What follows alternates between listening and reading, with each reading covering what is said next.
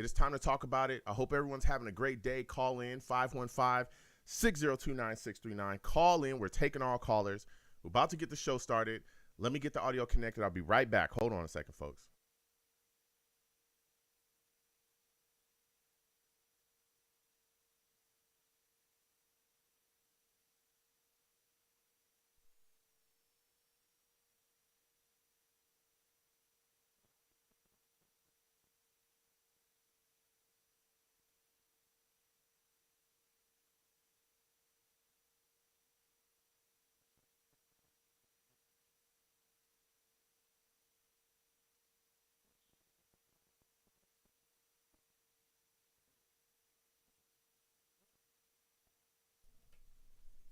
Blog Radio.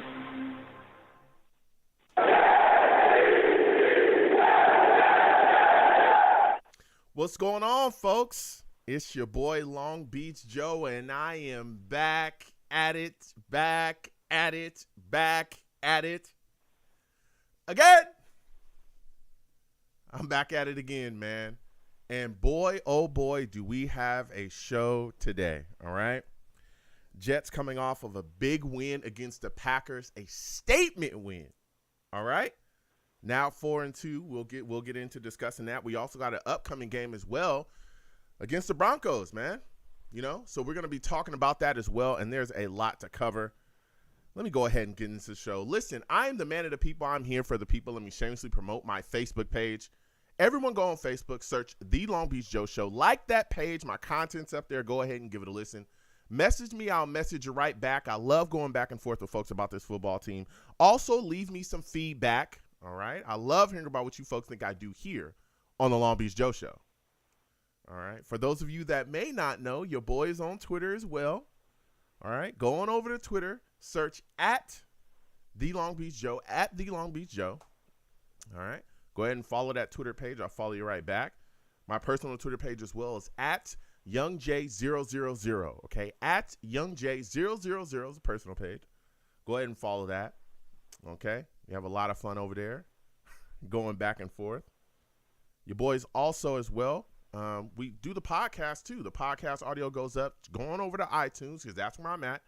Going over to iTunes, search The Long Beach Joe Show, The Long Beach Joe Show on iTunes. Okay. Going over there and hit that up. And go ahead and subscribe to that podcast. Also, leave me some feedback. Again, give me a 5-star rating. Leave me some feedback. Always love hearing about what you folks think about what I do over here and do with the show. I really appreciate that. Folks touching on it. So please go on over there. Leave me a 5-star rating. Let me know what you think about the show. Really love connecting with folks that way as well. And I want to thank everybody that does do that. It's always greatly appreciated. You can also come on over to YouTube as well. For those of you that do not know, okay, we live stream on YouTube, okay? We live stream on YouTube. We live stream the show. Salutes to all the savages in the chat. Anybody want to know why I call my chat the savages?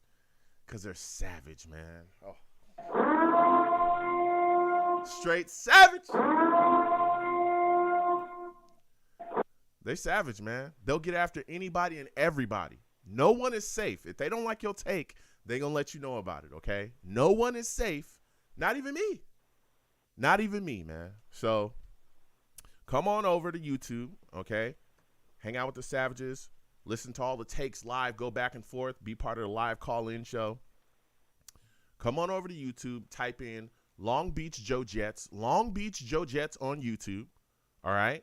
That's the name of the channel. Then when you get there, subscribe, hit that notification bell so when I post content, you folks will be in the know. All right? So go ahead and do that. We go back and forth with people over here, okay? And I really enjoy doing that, you know what I'm saying? So come on over, again, be part of the live stream experience that we have going on, and come join the fun, you know what I'm saying? So with all that said and done, all right, it is time to get into it. We got a lot to talk about. Lines are hot. We'll get to everybody. Please be patient. We'll get to everybody. Again, 515-602-9639. 515-602-9639 is the number. Call in. We're taking all callers. Salutes to all the savages again in the chat. Mr. Magic, Venom G's, everybody else. Salutes to y'all. We're getting to it. All right. Now listen. The New York Jets got themselves a big W. Okay. The New York Jets beat the Packers 27-10 in Lambeau. Now, keep in mind, Lambeau is one of the most ruckus places to play in the league. It's one of the toughest places to play in all of the NFL. In all of the NFL. We all know that, historically, the Packers are a storied franchise. They've won so much. They're continuing to strive, put things together. That stadium, like I said, Lambeau, it's just a storied stadium. All the things that they've done there, all the winning, all the tough games. It's always tough to play in Lambeau. That's what people always say. Well, the Jets are now 4-2, and they're off to their best start since 2015. Now, before we played in Lambeau, right, I'm going to keep it all the way real with you. There was a lot of hate going on about the New York Jets. There was a lot of hate. I'm not going to lie. There was a lot of hate coming from mainstream media. There was a lot of hate coming from, certain fan bases about the New York Jets, teams that we had beat. And a lot of people were saying we hadn't beat any good QBs. That was the narrative. Am I lying? Let me know. The Jets have not beat any good QBs. They're not a very good football team. They've played a bunch of nobodies. Yeah, they've won some games, but they beat some nobodies. They're not very good. Well, I think that narrative is done. I think it's been packed up, and that's over. Because the New York Jets went into Lambeau and beat the Green Bay Packers with Aaron Rodgers at the helm. And Aaron Rodgers is one of the best quarterbacks of our time. He's one of the best quarterbacks of our time. So what is there now to say? Starting off the game, the New York Jets defense was phenomenal. Phenomenal. This defense showed up and showed out. All right. Now, early, there was an interception. I'm watching the game. Okay. I see a ball get tipped up. Aaron Rodgers is throwing it to a guy, a pass catcher for the Green Bay Packers. Ball gets tipped up. Sauce catches it, takes it all the way back for a touchdown. And I'm thinking to myself, whoa, we got off to an unbelievable start.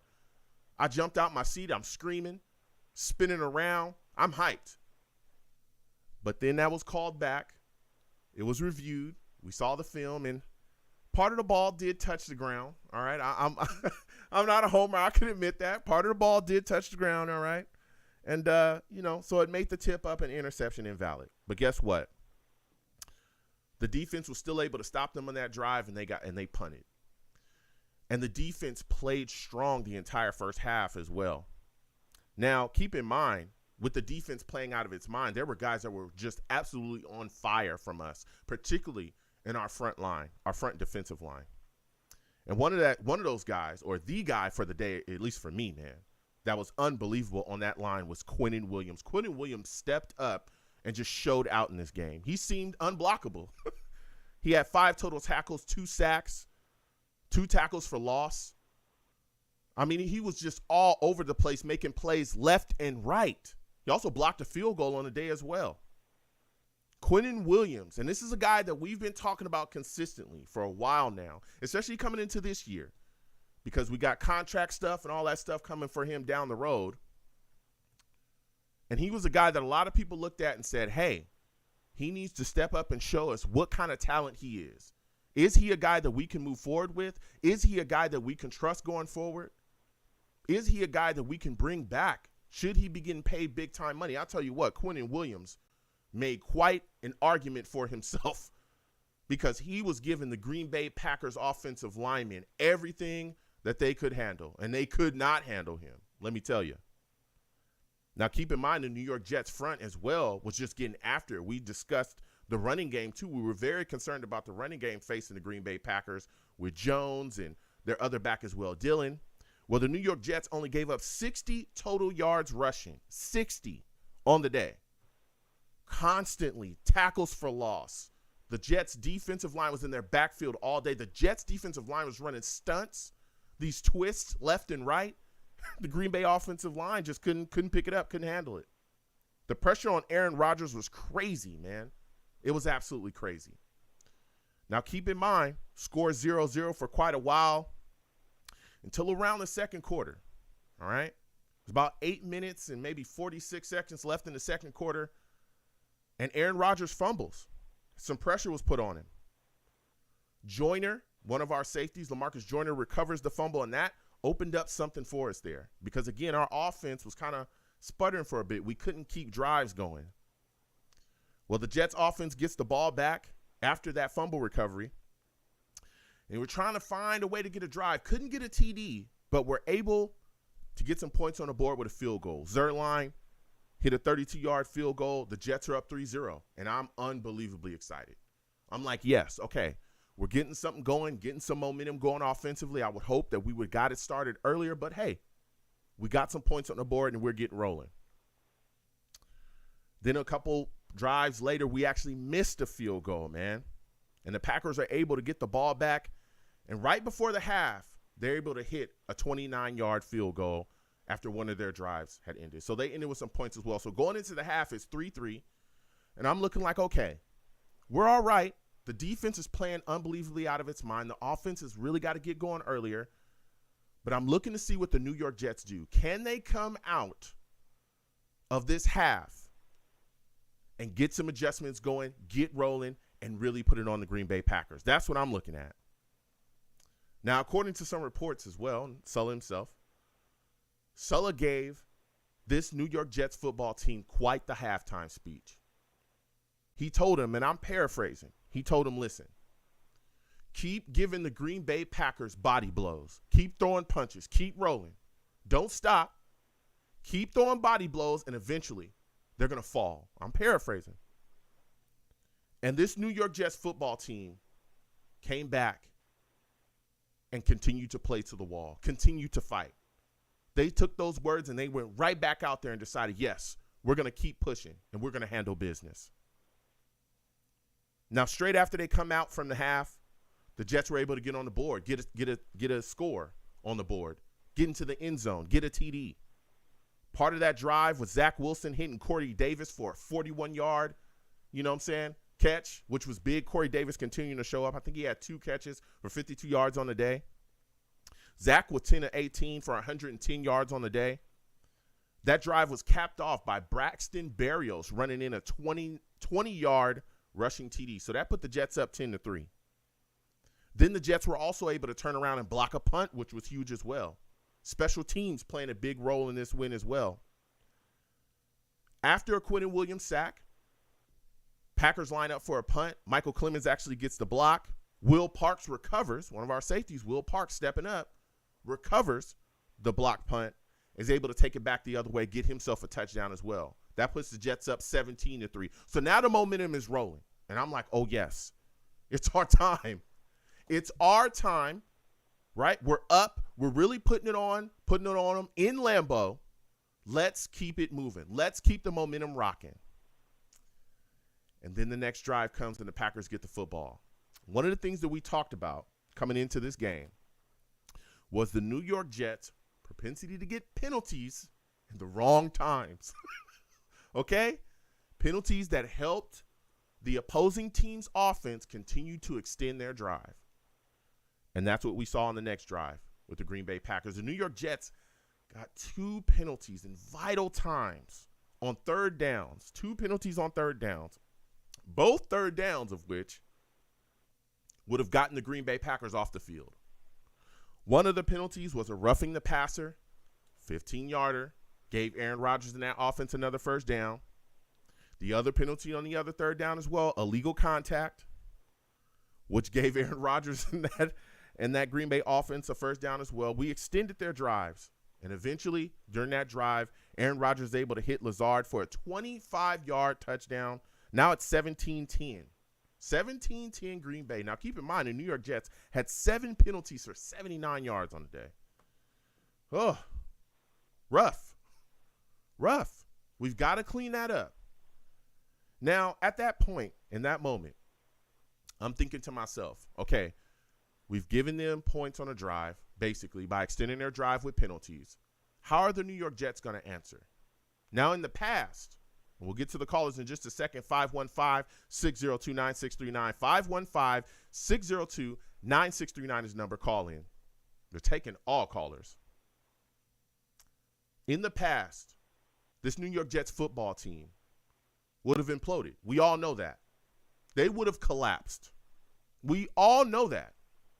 We all know that this team if this was a past coaching staff, if we had some different guys here, this team would have collapsed, would have imploded, would have let this W slip directly out of their hands, would have gave the momentum back to the Packers, and somehow the Packers would have found a way to take this game away from the New York Jets. That's what would have happened in the past. But this is not the past. This is a different time. This is a different staff.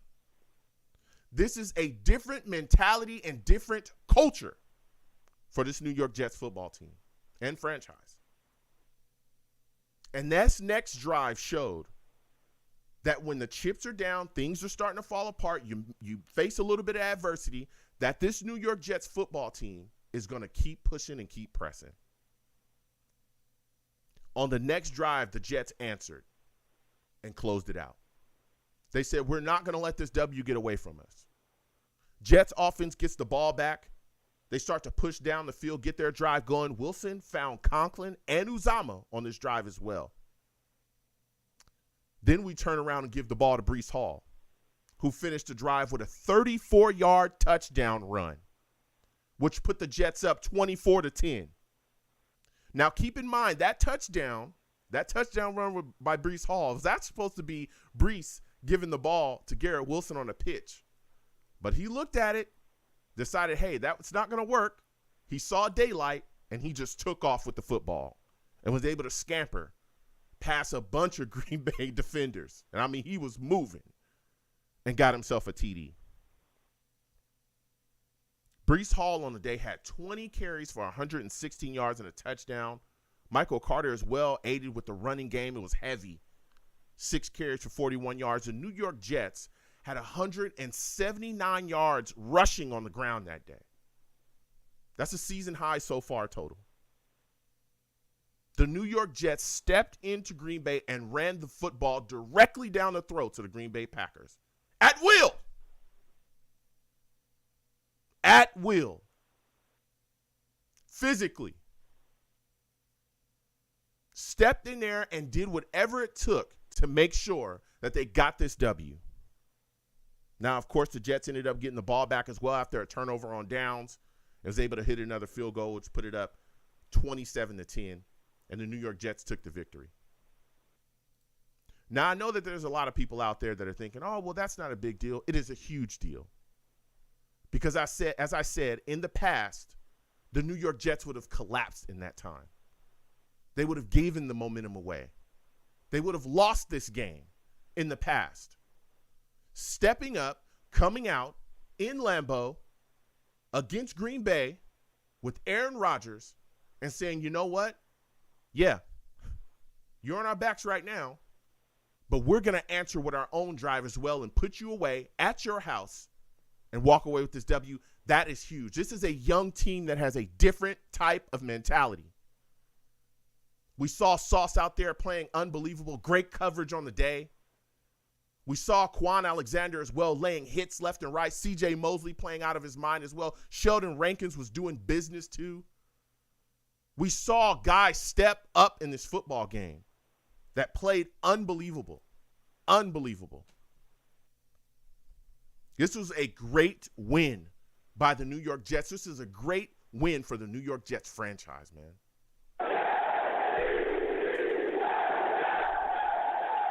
Now, we're going to get to these lines again. Keep in mind as well, Connor McDermott has now been signed to the practice squad after being released. We're also able to sign Andre Smith, linebacker that used to play with the Bills. They're able to get him in the building as well.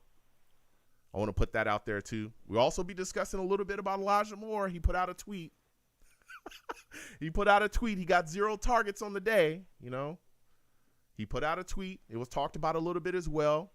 But, you know, Sulla was able to kind of kibosh that. So things have been kind of shored up from that situation. Elijah Moore has deleted the tweet, but it was, you know, him kind of talking about along the lines of, hey, you know, I'm not necessarily happy I didn't get any targets in the game, but I'm not going to talk too much about it, all right? But that was just enough to get everybody kind of stirred up, all right? It was not the right time to put that out, you know? Sully even called it a mistake. So We'll talk a little bit about that as well. Again, 515-602-9639.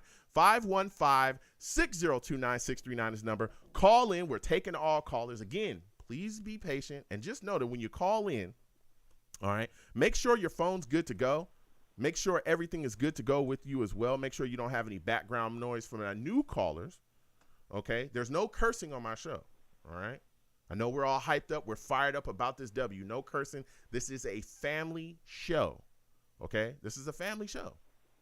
So no cursing on the show. Please give the stream a thumbs up wherever you're watching me from. Also share the stream as well along with your friends, your family, along your social media. If you want to give to the stream, the super chat's up there. If you don't want to hit the super chat, you want to hit my Cash App, feel free. Cash App is at the bottom of the screen, okay? So now we'll get to these lines again. 515-602-9639. 515-602-9639 is the number. Call in. First caller I'm going to is my guy Ted. My guy Ted, I'm coming directly to you. Ted, I know already has some takes. You know what I'm saying?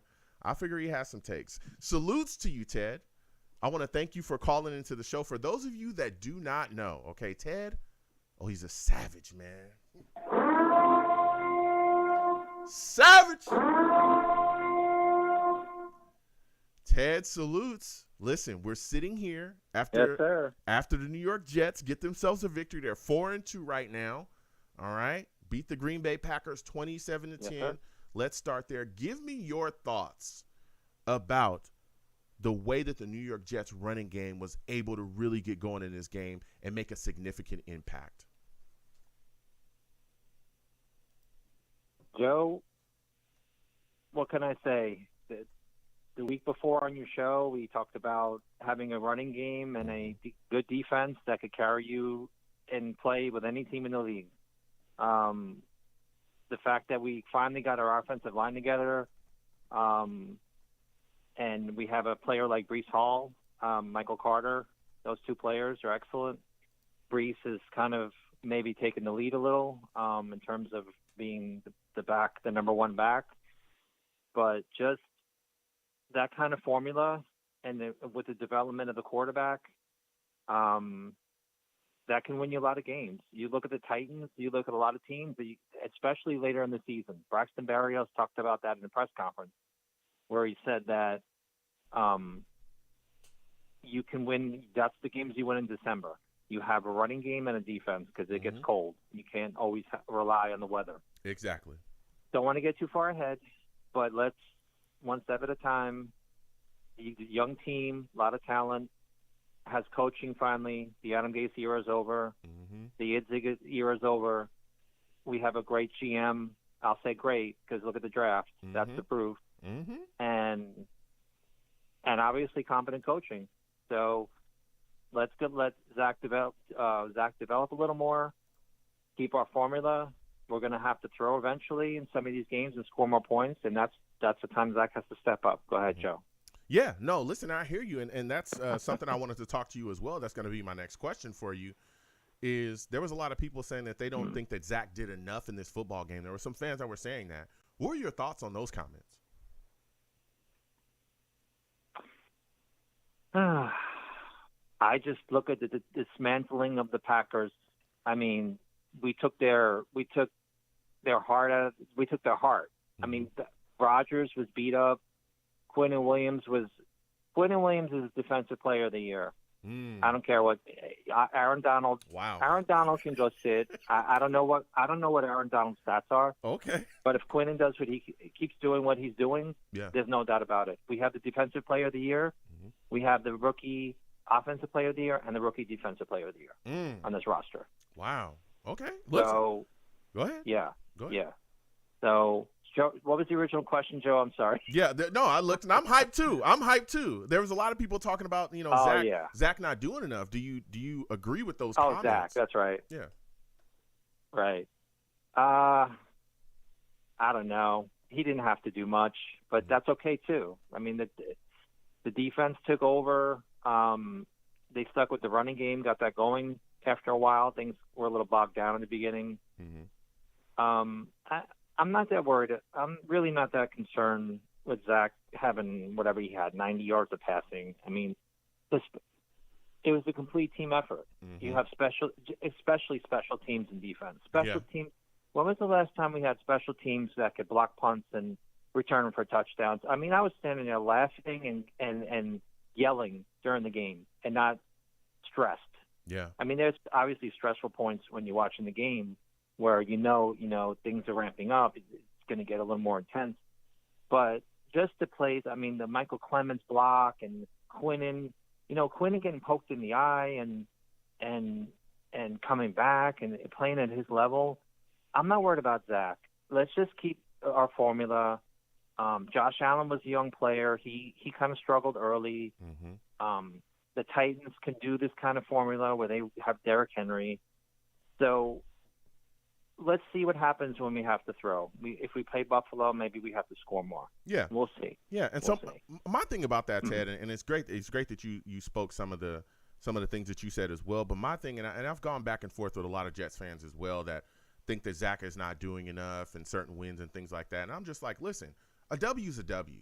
You don't always have to go out there and throw for 400 yards every damn game for you to be impressed by a quarterback's play, right. especially with the scheme that we have. It's a run-first scheme, okay? We're not going to go out there and look yes, like sir. the Saints with Drew Brees every game and throw for 1,000,000 yards. We're not the Rams, the Rams, the greatest show on turf with Kurt right. Warner and Torrey Holt and Isaac Bruce and all these. We're not that. That's not how we play football here. As a matter of fact, if you think about the last yes, time the New York Jets were in it to win it, when we were pushing and making plays, that was 2 AFC championships back-to-back with Rex Ryan. We ran the damn ball unbelievably well, right? And we played solid defense. Yep. We didn't ask Mark Sanchez to do a lot. Yes, sir. So there's a winning formula, and that's what we're doing right now pretty much. But keep in mind, right, for those of you that want to try to knock Zach Wilson, he has shown us that when the chips are down and times are getting tough, he has the ability to carry the offense because that's how we beat the Pittsburgh Steelers. Anybody remember that game? Anybody remember our offensive line being poop?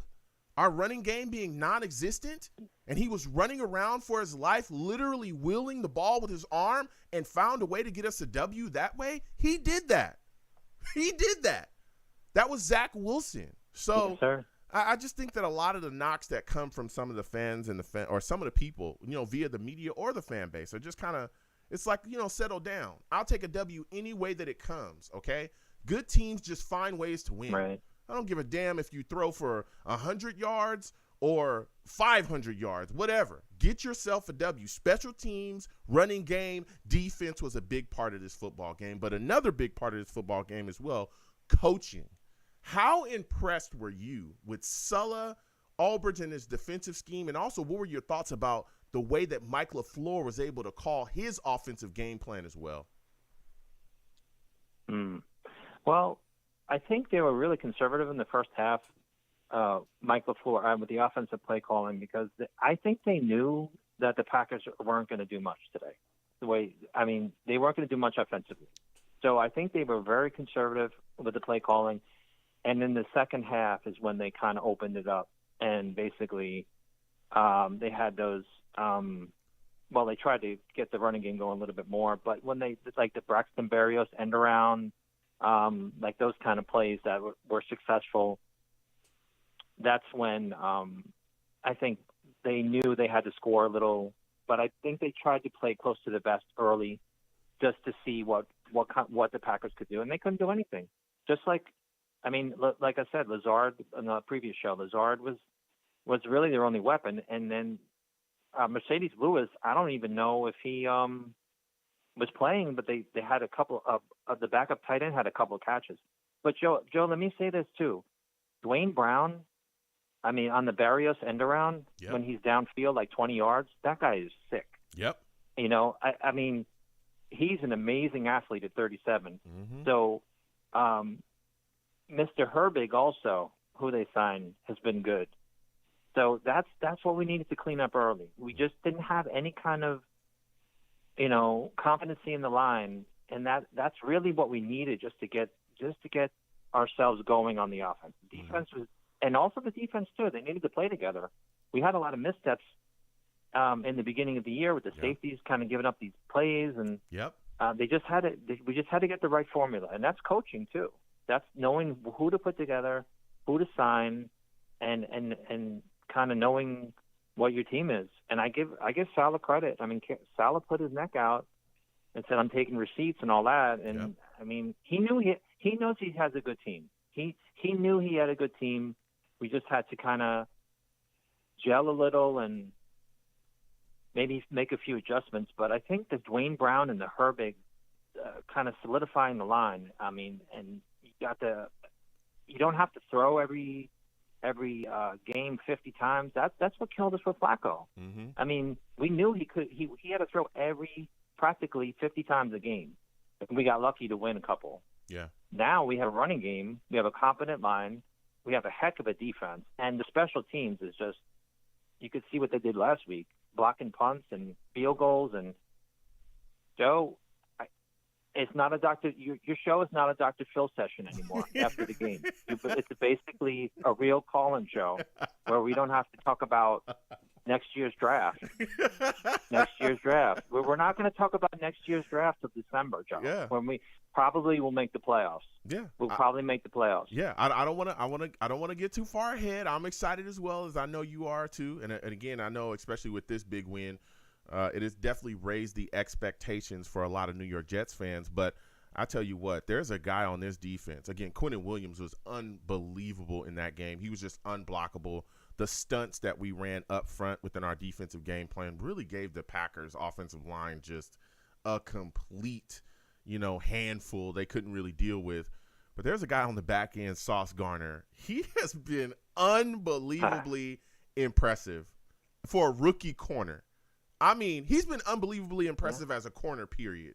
But some of the things that you see out of him, and he's a rookie, some of the things that you see out of him is like, wow, this kid is just everything that we could possibly hope that we would have gotten from him. He's really going out there showing us he's covering some of the best wide receivers for these opposing football teams that we're playing, and he just looks like one of the better corners in the league already.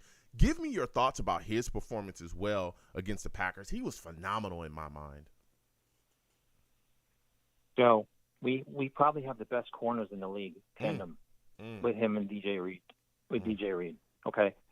I knew when Sauce was drafted, he played against top-notch talent. Yep. He didn't give up a touchdown in college. I know it's college. Played against Alabama, played against Jamar Chase. He wants to be great. He has a great attitude. He's a hardworking kid. He was always I saw an interview with him once where basically he said that he's always been underestimated. Mm-hmm. So he's got a chip on. Sauce has a chip on. No matter how good he is, he still has a chip on his shoulder. Yeah. That's how he's going to be great. He's a self-made player, where he was told probably he wouldn't be a great player. Maybe that's why he went to Cincinnati. It's a good program, but it's not in Alabama or LSU. He had to work his tail off. Mm-hmm.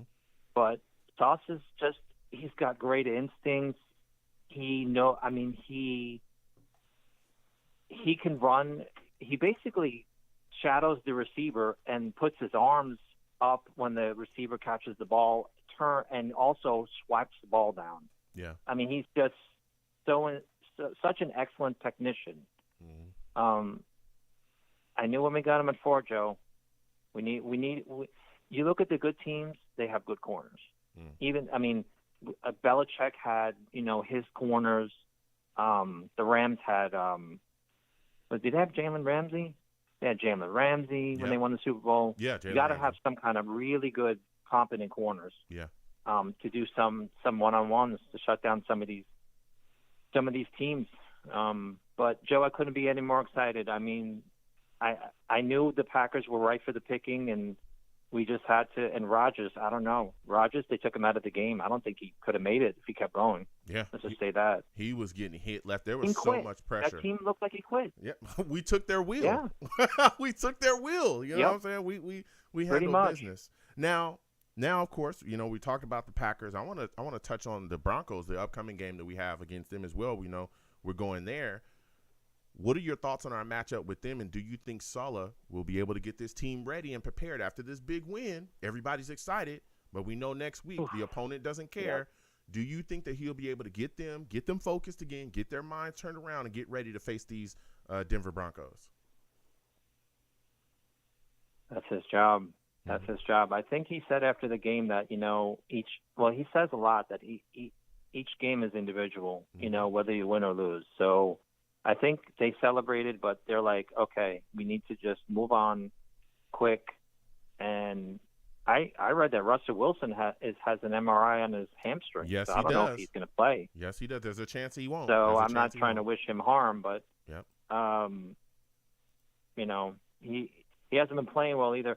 Broncos can't score. I just think if we play like we're playing, we should be okay. Let's just say that. We should be okay. So my final question before I let you go, Ted, you've been giving us some heat, man.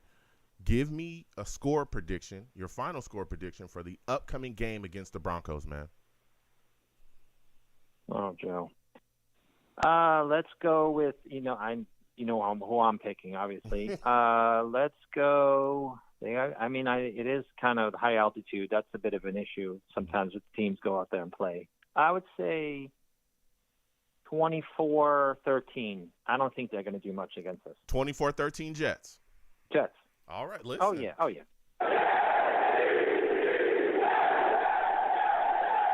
Listen, Ted, I got to slide off. I want to thank you for calling in. Next time I have a show, I want to hear from you, all right?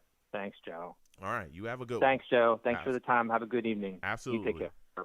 Listen, Ted calling in with some fire. Everybody's excited. And I'm hyped too. Again, 515-602-9639. 515-602-9639 is the number.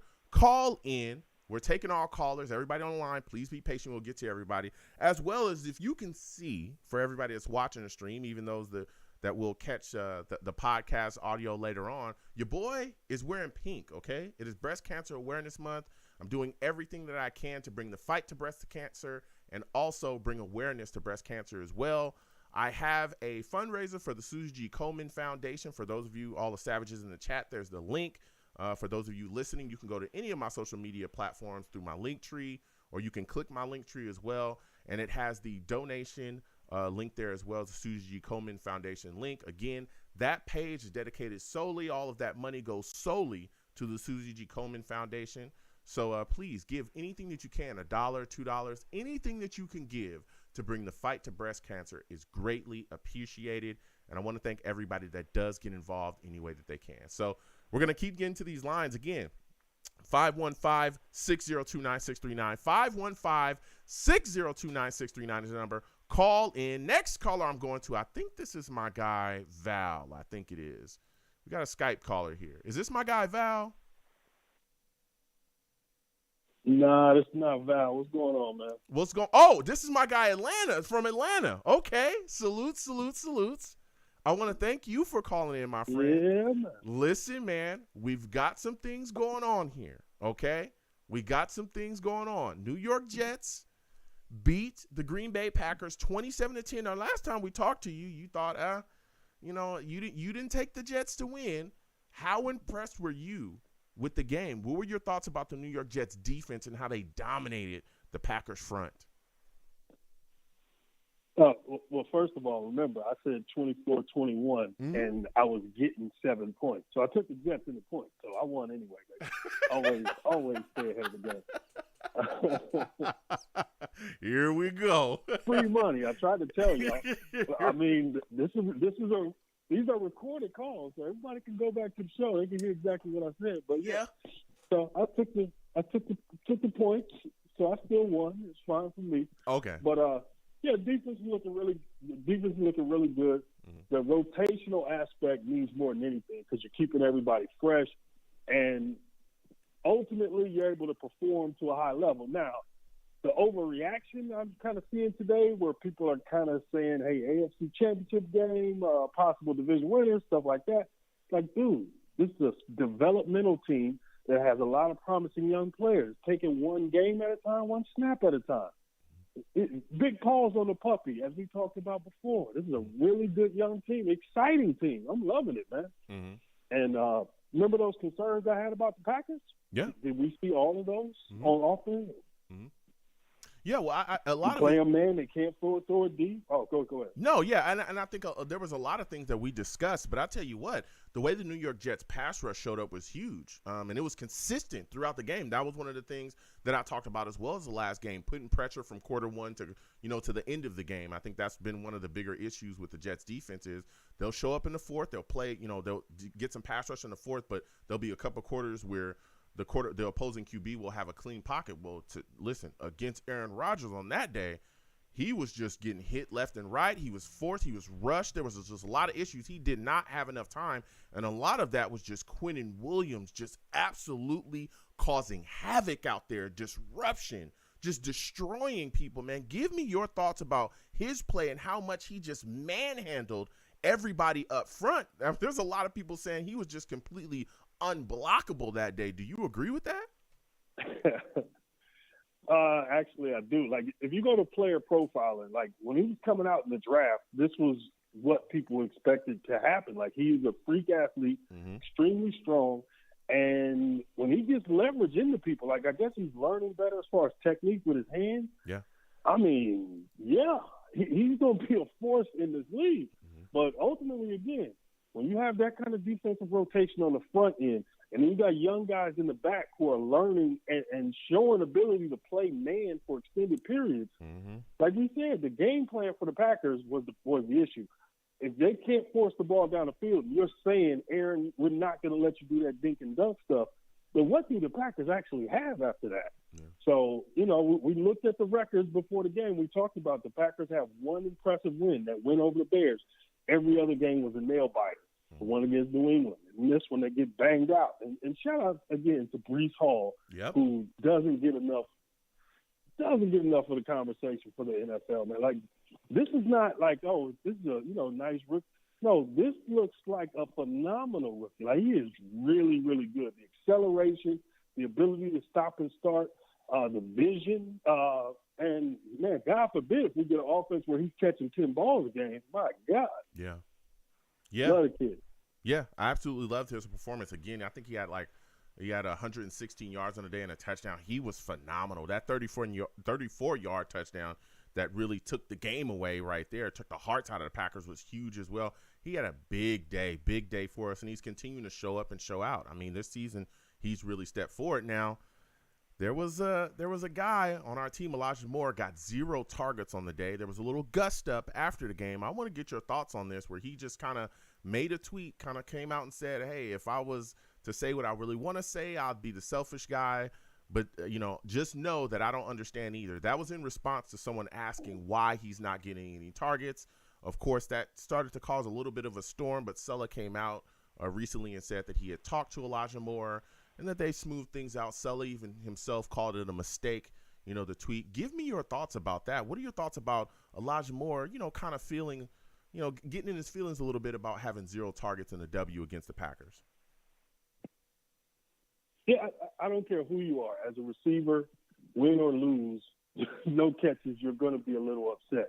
So, of course, the right thing to say is, hey, it's a team win, and you just move on. But people are actually people. We're not robots, so somebody's going to be upset. My only issue was that's an in-house conversation. They should have had that conversation within the meeting room, no social media or anything involved. But ultimately, hey, man, this is the development of this quarterback, which is job number one. So they're giving him sometimes out there with read one half of the field and go if you have to, or throw it away. They're not opening up the playbook in total because they want to bring him along the right way, let him slowly develop. And it's going to be to the detriment of some of the receivers who are much better than what they're showing as far as stats this year. But guess what? The whole is more important than the singular part. So sorry, receivers, your numbers are going to be down this year. But as he starts to develop and get better and that playbook starts to open up more, your opportunities will increase. But for this year, yeah, our receivers are going to have to statistically be a little bit down. Now, you could just tell him to go out there and be old Brett Favre, do whatever you want to do and not force him to develop the right way. And then the receivers' numbers will be there, and we'd have a lot of, high leverage plays, big touchdowns and also big picks and fumbles and everything else. Yeah. So, no, you limit the bad plays, slowly bring the quarterback along. And yes, the receivers are going to have to suffer. You just going to have to explain that to them. That's just part of the process if you do it organically, as opposed to just telling somebody they're a gunslinger and they don't have to learn how to play quarterback. So look, they're doing the right thing. Slowly bring them along. Yeah. That's what it's all about there. And now, my next question for you, we were talking about this Packers game. We got an upcoming game against these Broncos. Now, there's some question marks about Russell Wilson going forward. We know that he's having some hamstring issues. I believe he's having an MRI about it, so there's a chance that he may not play. We may be looking at Brett Rippon, a guy that we've played in the past as well. But how concerned are you about the Broncos' running game as we go in there and play against them? Because they got some guys, man. We know they have Melvin Gordon, I believe. They got some other guys up front as well. I think Latavius Murray as well is on that squad too. They got some guys where they can push. So I'm expecting that if they do have to start Brett, then they're going to try to run the football on us. Are you concerned about them having any success against the New York Jets on the ground? That would be a negative. The great Melvin Gordon is not the Melvin Gordon of 7 years ago. So, I mean, he got benched the other day. So, no, I'm not worried about Melvin Gordon. Javonte Williams, their young running back, who they expected to excel this year, he got hurt earlier in the season. I think he's out for the rest of the year. So, they're kind of just going with, what they have. So, no, I'm not concerned with the running game. You're kind of going to force Rippon to beat you. So, as long as the Jets' heads don't get too big and they approach this game in the right way, this should be the first easy victory of the Jets season. So with that said, my final question for you, give me a final score prediction. Jets, Broncos, we're going in there. Who do you think wins? Who do you think loses? How do you think the game ends up? Yeah, I think we win either way, but if Russell plays, I'd give them a couple more field goals or whatever. And if Rippon plays, then I think we get a little further away from him. So I guess we just have to wait and see, because Russell's under a lot of pressure, man. He might figure out a way to play just because of how negative everything's going for him in Denver. So I'm not sure he's ruled out yet, but yeah, I'm not worried about that team. Only thing they got on that team I'm worried about is Surtain. Don't throw the ball anywhere near him. Yeah, that young corner Surtain is phenomenal. But can you give me a score? Okay. Since I do respect Denver's defense, let's go a little low. Let's go with 24-10. 24-10 Jets. Okay, 24-10 Jets. That's what he's saying. All right, let's get it. Listen, I want to thank you for calling in, man. I got to get to all the rest of these callers. You have yourself a good one, my friend. Same to you, brother. All right, have a good day. Listen, we got people calling in from all over the place. We're going to keep getting to these lines again. 515-602-9639. 515-602-9639 is the number. Call in. We are taking all callers. Again, please give the stream a thumbs up. Wherever you're watching me from, please subscribe to the stream as well. If you have not subscribed, hit that notification bell so when I post content, you folks will be in the know. Please share the stream as well along with your friends, your family, across your social media. If you want to give to the stream, Super Chat's there, all right? Cash App is also at the bottom of the screen. And again, I'm wearing pink, okay? This is all about breast cancer awareness, okay? It's Breast Cancer Awareness Month, doing whatever we can. Please hit my link tree. Has the links to the donation link for the Susie G. Komen Foundation. All that money goes there. Anything you give, $1, $2, $3, anything you can give is greatly appreciated. So we're going to get back to these lines again. 515-602-9639. 515-602-9639 is the number. Call in. Next, we're going to my guy, BK. We're going to BK, man. For those of you that do not know, bro, BK, this boy's a savage, man. Savage! This boy BK be going off. Salutes to you, BK. Good to see you up in here, man. Listen, we just beat the Packers, bro, and I'm fired up. I'm hyped. Yes, sir. All right? Give me your thoughts on Sauce Gardner, man. This kid is unbelievable, right? Man, Sauce Gardner, listen, man. His ability to just stay with guys with his length is what's impressive, man. To stay with guys with his length. He's playing like a veteran right now. He definitely is. Yeah. And so I'm just, I knew he'll be good, but I didn't know he'll be this good right away. So I'm not surprised, but not this good right away. He's going to be a lockdown corner for many years. Yeah. Yeah, I mean, he's like you said, he's staying with guys. He's knocking balls down. I mean, he's just on you like glue, man. He doesn't once you come off that line, you don't get away from him. You really don't. And everyone that is watching tape, even the off, plays where they're not going at, the guy that he's covering, he's just right on guys like glue. It's unbelievable. One of the things, though, to me, that really stood out in this game as well, outside of just Sauce Gardner doing his thing, was the play of our defensive line, how we were able to get after it time after time, keep pressure on Aaron Rodgers. He didn't have one moment where he really had time to sit back and breathe. He was getting hit. He was getting touched. Quinn and Williams had 2 sacks on the day as well, was constantly in the backfield. Give me your thoughts about our pass rush in this football game, man. Yeah, man, that was great to see. I mean, again, he was dominant at the point of contact. He was saying in the interview that, C.J. Mosley was making calls, a lot to, so that, I guess that helped as well. But his play, he's playing so fast, and it's real impressive. He's gonna block him out there. Yeah. But the rotation is great, too. They're able to keep the guys fresh. And you see in the third and fourth quarter, they still are able to keep the pressure coming. Yeah. So that's what's impressive. Yeah, you're completely right. Now, a big thing as well was our offense. Our offense stepped up in the clutch. Of course, they were struggling trying to find drives early to continue to keep drives, but Breece Hall was just the guy for the day. 116 yards, a touchdown, had a big 34-yard touchdown for us. Give me your thoughts about him, man, and how this young guy, another guy from our recent draft, stepping up, playing well. Sauce, Breece, these guys doing their thing out there. How are you feeling about Breece so far this season, man? I mean, he just looked like a veteran running back. He looked like he knows what he's doing. When they ask him to do anything, catch the football, pick up pass coverage, run traps. He can do it all. He can get you to the sideline. He's physical at the point of contact. He's our starter, basically. He is our starter.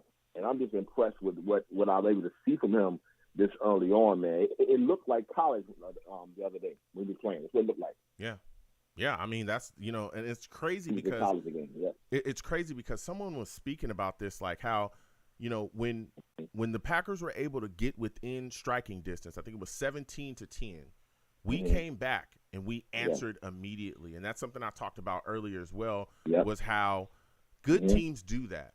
When you trying to get back up and get the momentum again, you thinking, okay, I can pick myself up off this ground and I can fight. Good teams come right back, smack you, and put you right back down there and step on you and really be able to close things out. Right. And that's exactly what we did, and that's huge for us. Now, a big part of that was the offensive line playing well, too, and a big part of it was Dwayne Brown stepping up and doing his thing there at left tackle. Give me your thought about his contributions to this football team up front because, again, we've been very kind of unstable there at the left tackle position with Becton going down and then Fant going down. We were missing Dwayne Brown for some weeks into the season as well. What are your thoughts about his performance against the Packers and how he was just out there throwing guys around? Man, he was physical. He was very physical. He's in shape. At 37 years old, he's a veteran. He knows what he's doing. They look like a stable offensive line, man, basically what it looks like. And I'm just impressed with the fact that we were able to get the line together with the injuries, so that's what I'm very impressed with. So he was balling, man. He was definitely balling, and I'm impressed with just him holding the line up. And even in passing downs, where Zach still had some problems throwing the football, they still was able to block well. Yeah, he was able to go out there and do his thing. Now, what are your thoughts about Elijah Moore and him kind of, being upset about not having any targets in this game against the Packers and coming out and voicing it, kind of on social media, making the tweets? Yeah, so this thing is professional football. He doesn't know how to be a professional. So he's a kid. He's in his 20s. So I'm going to give him a pass on that this one time. But he needs to know how to be a professional. Because there's going to be games when he's not going to see the rock, and that's just what it is. Now, they won the game. They're building a winning culture. Be a professional. That's all you need to do. Yeah. No, listen, I hear you. I hear you right there. And like I said, Sulla came out and talked about how him saying those things were a mistake or him tweeting those things were a mistake. And, again, that tweet has been deleted. But we all know that once you tweet stuff, it don't just go nowhere, especially something spicy like that. People screenshot or, copy and paste it other places. But I think that he's realized that. Go ahead. Now, here's the thing. Because if I'm the OC, I can easily say, well, shoot, we got Barrios right here. Mm-hmm. He's not asking, hey, and he's obviously already scored, but he doesn't even start.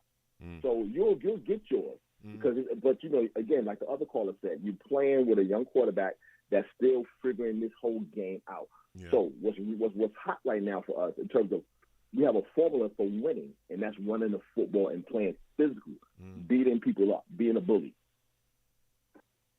Yeah, that's you're going to get his. It's coming. Yeah, and that's what I was thinking as well. Was maybe this game again, Elijah didn't get any targets, but like you said as well, in next game, upcoming games, the offensive game plan will shift, and he's probably going to be a guy that's going to be eating. Again, he's a big weapon within our offense. We saw Garrett Wilson, really get his targets and things a couple games ago. So I think everybody's going to get their opportunities. I understand that he was frustrated again. He's a wide receiver in the NFL. He wants to get his catches. He wants to get balls thrown his way. He wants to get his opportunities. But sometimes, man, running the football, playing good defense, making great special teams plays as well will get you a W. Right. And if that's what it takes in Lambeau, I'm doing that all day. I'm doing it all day to get that W. And it might get difficult with him because the way they play, so he plays a slot. And sometimes when you play him like Denver or even the Patriots, he might get lost, with the way they play their coverage, where a big receiver who can beat man or can get physical can get open. So it may take maybe a few weeks for him to really see the end zone. Yeah. We'll see what happens going forward. Yeah, we'll see what happens going forward. Now, I want to talk to you a little bit about this upcoming game against the Broncos. We got to go in there, try to get this W as well. Now, we're hearing a lot of things right now. Russell Wilson could possibly be out. He's dealing with a hamstring injury. He's getting that MRI. Now, with him possibly being out, how confident are you going into this game against the Broncos as a Jets fan? I'm confident whether they have him or the other guy. We have a team, and we have chemistry. So with that being said, we can beat them up at the line on both sides of the football. And we will be able to get after any quarterback they have back there, whether it's Russell or the other guy named, I forgot his name. But anyway, Brett Rippon. I don't see them. I'm sorry, Brett Rippon, yes. So I don't see anything from them in terms of getting in the end zone. Now, I will say this, though. What's key will be how they adjust. Because one thing that LaFleur has been good at is making quick adjustments. So I think they continue that because, the passer wasn't working, and quickly adjusted in the second half, went to the running, and this dominated the game. So for the most part, my only concern will possibly be Zach Wilson and him just, throwing the football and getting his checkdowns right. That's my only concern. Outside of that, even with that, we still win the game. Okay. So my final question before I let you go, BK, you sound hype, bro. Give me your final score prediction for this upcoming game against the Denver Broncos. Who do you think wins? Who do you think loses? How do you think it ends up? I want to say 30 to 9. 30-9 Jets? That's what I think, Jets. Oh. Yeah. Oh, yeah. 39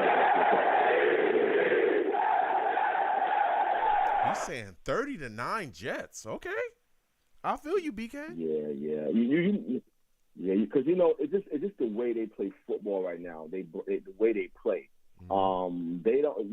They're going to be very physical, and they're going to be able to win in the second, the third, and the fourth quarter. Yeah, that's what I see. Yeah. Listen, BK, I want to thank you for calling in, man. Next time I have a show, I want to hear from you. All right? That's no problem. Absolutely. Listen. For sure. BK calling in with some fire as well. Salutes to everybody. We're going to keep getting to these lines again. 515-602-9639. 515-602-9639 is the number. Call in. Salutes to all the savages in the chat. My guy Steel Stone with some fire. He says, I do love how dominant the defense is. He's referring to the Jets. And he also says, I do love how Sauce shuts down receivers and how Hall runs downhill, man. Yeah, listen. The Jets doing what it takes to get that W, And like you said, there's different ways to win football games. Hell, we've seen the Patriots win a game without even throwing a damn ball.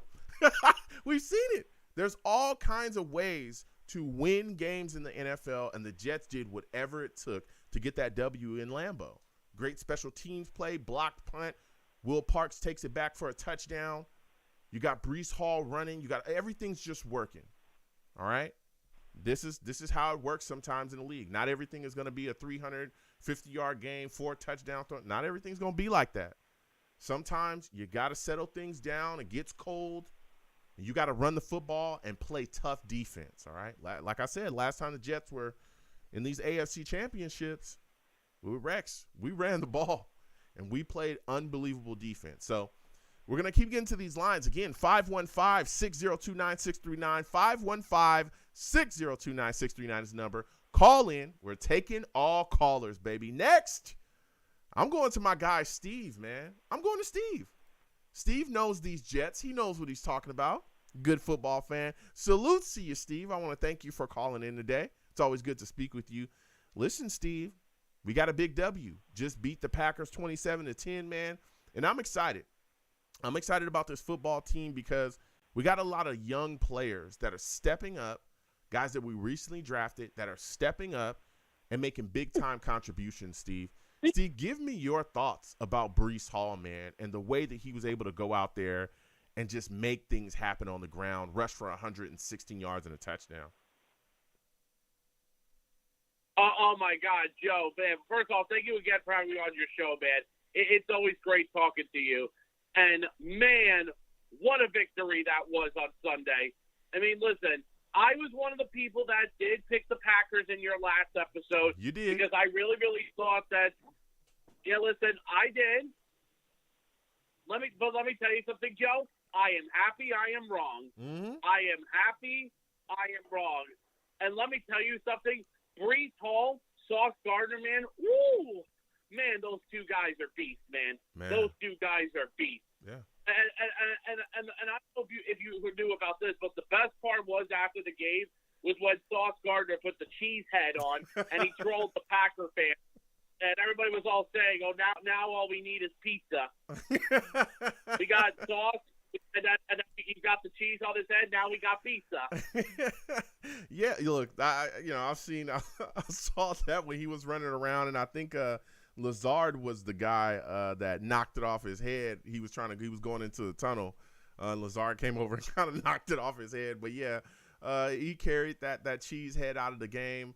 Going on to the bus and getting on out of there. But that was a good sight. We all know that, Sauce is a guy that likes to play around and talk his trash, and so that was wonderful to see, especially after a big win like that, and the way that he played was unbelievable as well. Now we're talking about Sauce, Steve. I want you to give us your thoughts on him, man, because this guy is already showing us that he's one of the best corners in the league, let alone the fact that, again, he's a rookie corner. He's sticking with guys. He's matching up with some of the best wide receivers in the league, and he's making it happen out there. He's not getting cooked. A lot of these guys are getting shut down. His coverage is clean. Things are looking good. Give me your thoughts about Sauce, man, and how he played against the Packers as well. No, Sauce was great. I mean, I know, unfortunately, towards the end of the game, he did have to come out because he did get a little bit banged up with his head. Yeah. But I think he's okay, though, overall, though. So I think he's going to be fine. But let me tell you, Sauce was phenomenal. Mm-hmm. And, I mean, I'll tell you one thing. Remember, I told you in your last show, my dad came up from Delaware. We watched the Jets and Packers game. It was the complete opposite, I'll tell you that. It was like I was enjoying watching my team play well, and then he was like, he was so miserable throughout the game. He's like, Steve, these are like the way how the Green Bay Packers are playing, like, it's like the kind of playing that they're doing. It was like similar to watching Adam Gase in your 2 years as the Jets coach. And then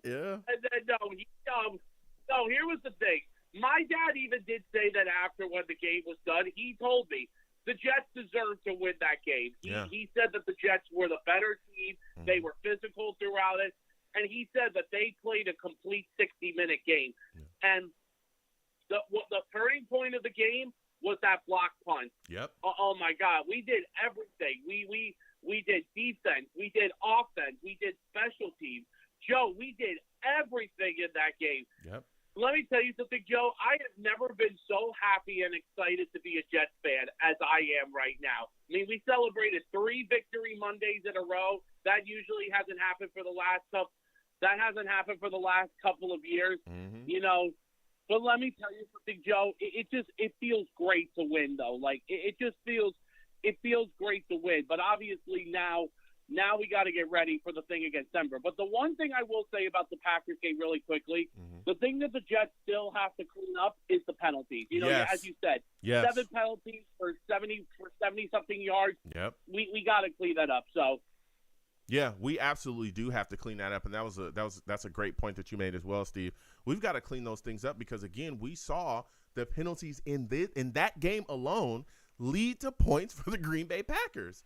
2 penalties on vital third down stops that would have got them off the field, right? We would have called it a day, but we allowed that to continue going for. Hold on a second, Steve. We allowed that to keep going on, right? We got the roughing the passer, then we got the illegal contact and all this. Hell, we had a penalty on our bench for one of the calls. I mean, it was crazy. But those 2 penalties, you know, in particular, continue to extend our drives, and it absolutely hurt us right there. And again, it led to that Lazard touchdown. It was like, whoa, what is going on around here? We've got to clean that up. Go ahead, Steve. I'll let you talk. Yeah, but, I didn't understand that. But, Joe, there was one thing in the game that did get me upset. And that was, I think, it was when we did score the field goal, like the first possession, when Breece Hall got knocked out of bounds after when he stepped out of bounds. How is that not a penalty?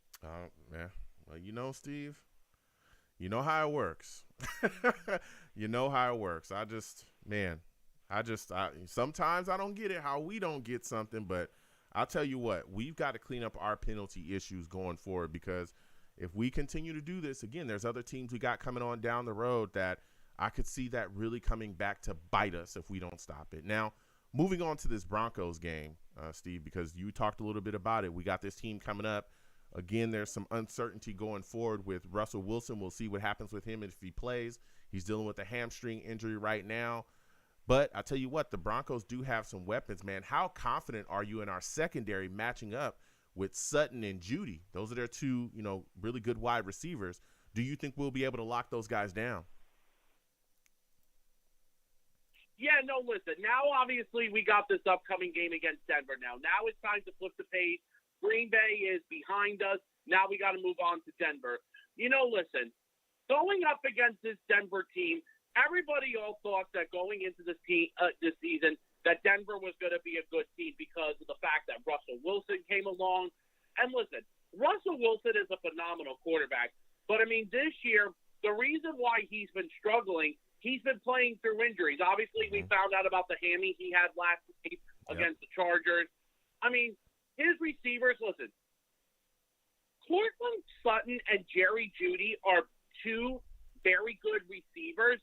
They're not the best receivers, though, in the game, though. But it's going to be another matchup for very good. Jay Reed. They're very Jay good. Reed.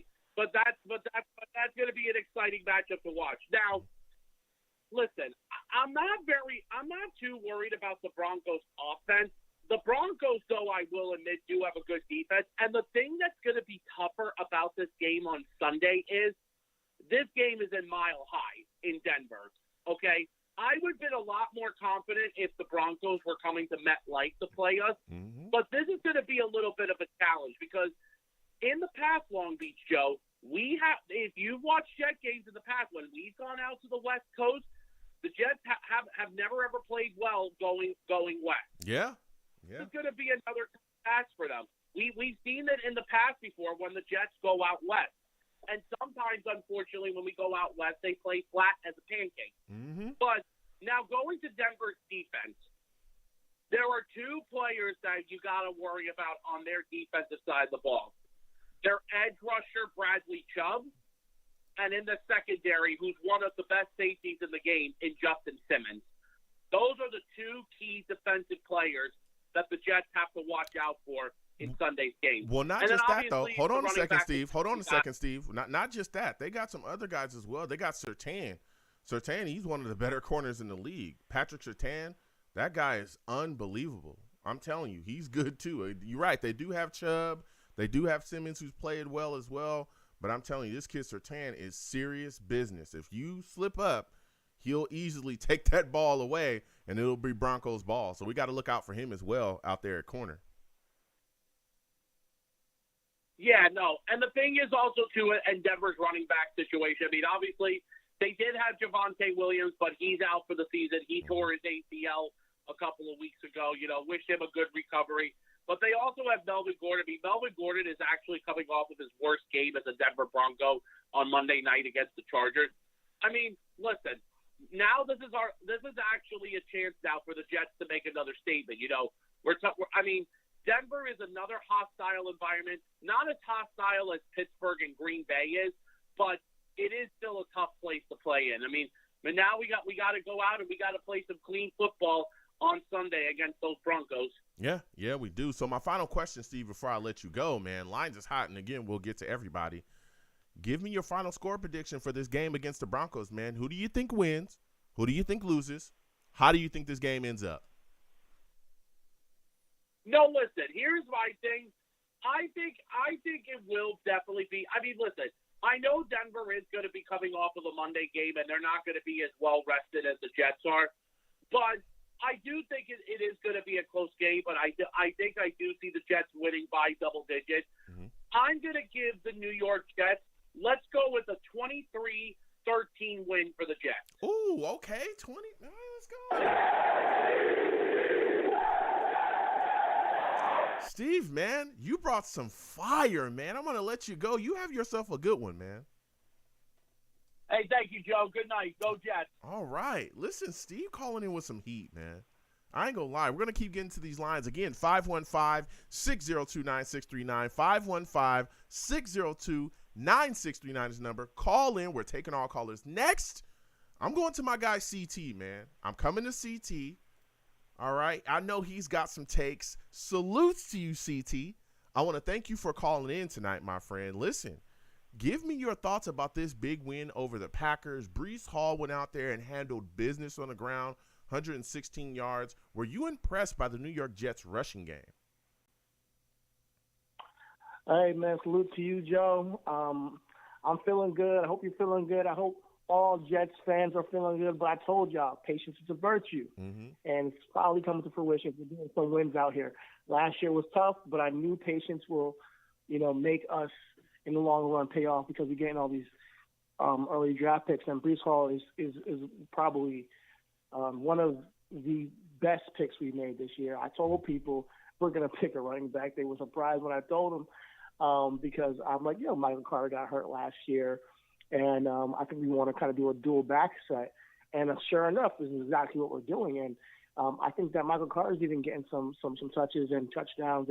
And I think this is working. I think that we're finding our identity as the Jets' new regime, finally. Mm-hmm. And it's going to be through the rush, especially with our young quarterback.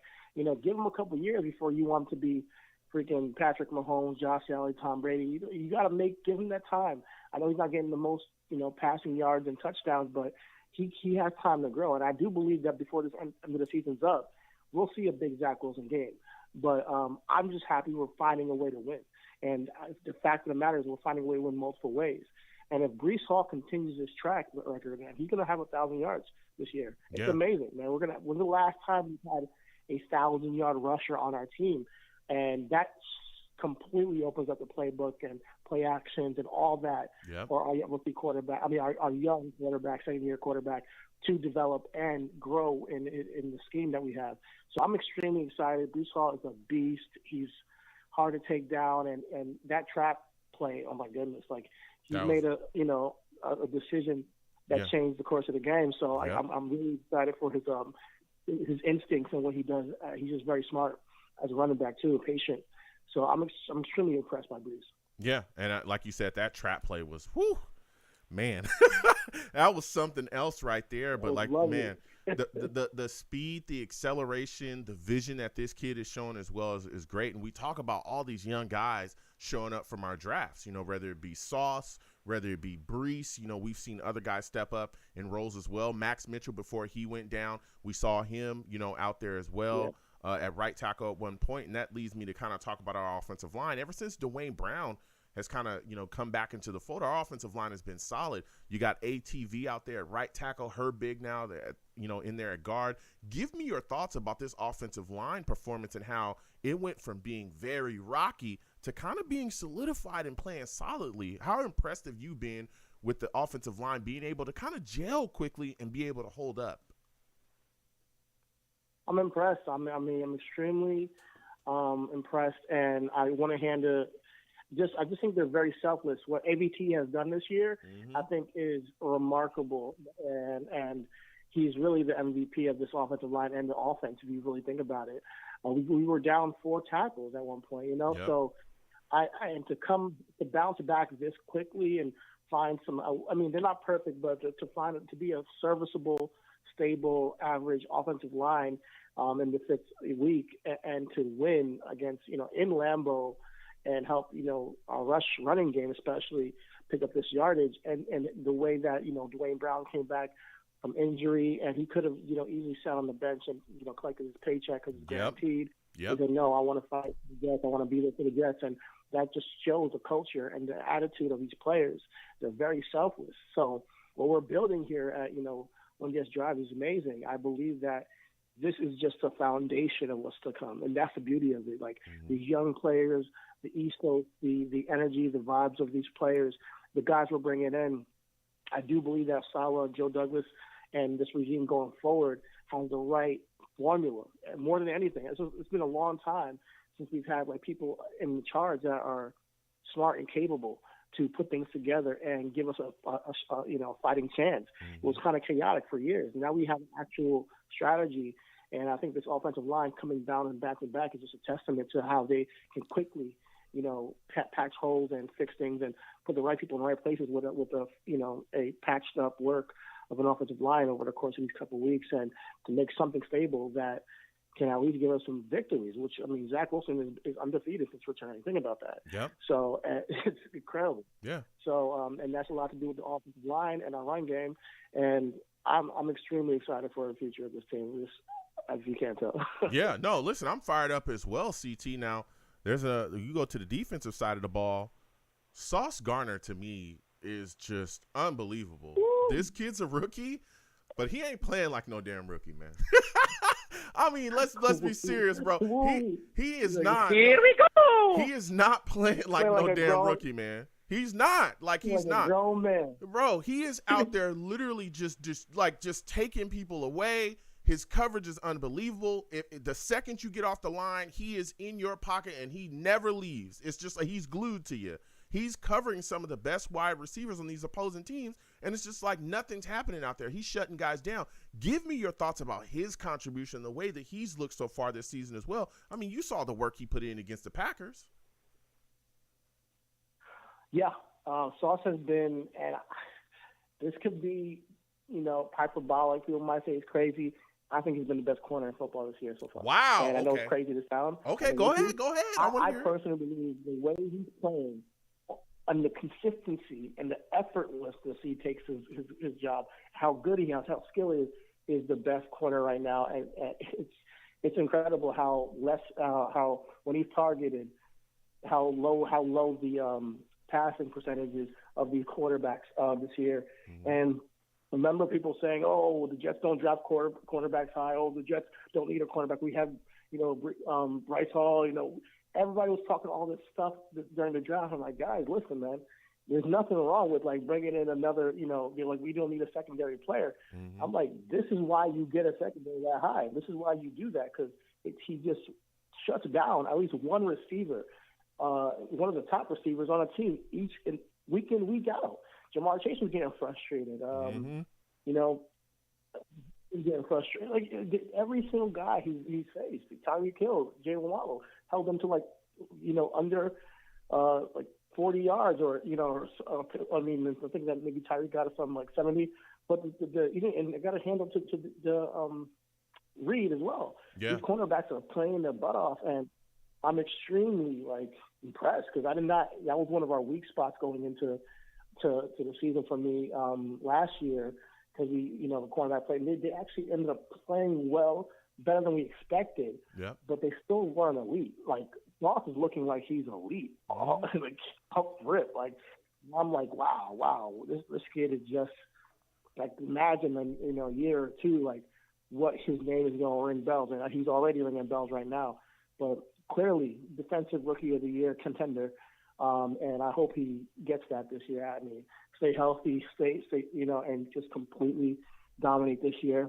And I can't wait to see what happens next. So this guy, his attitude, his charisma, he's bringing a swagger to the team.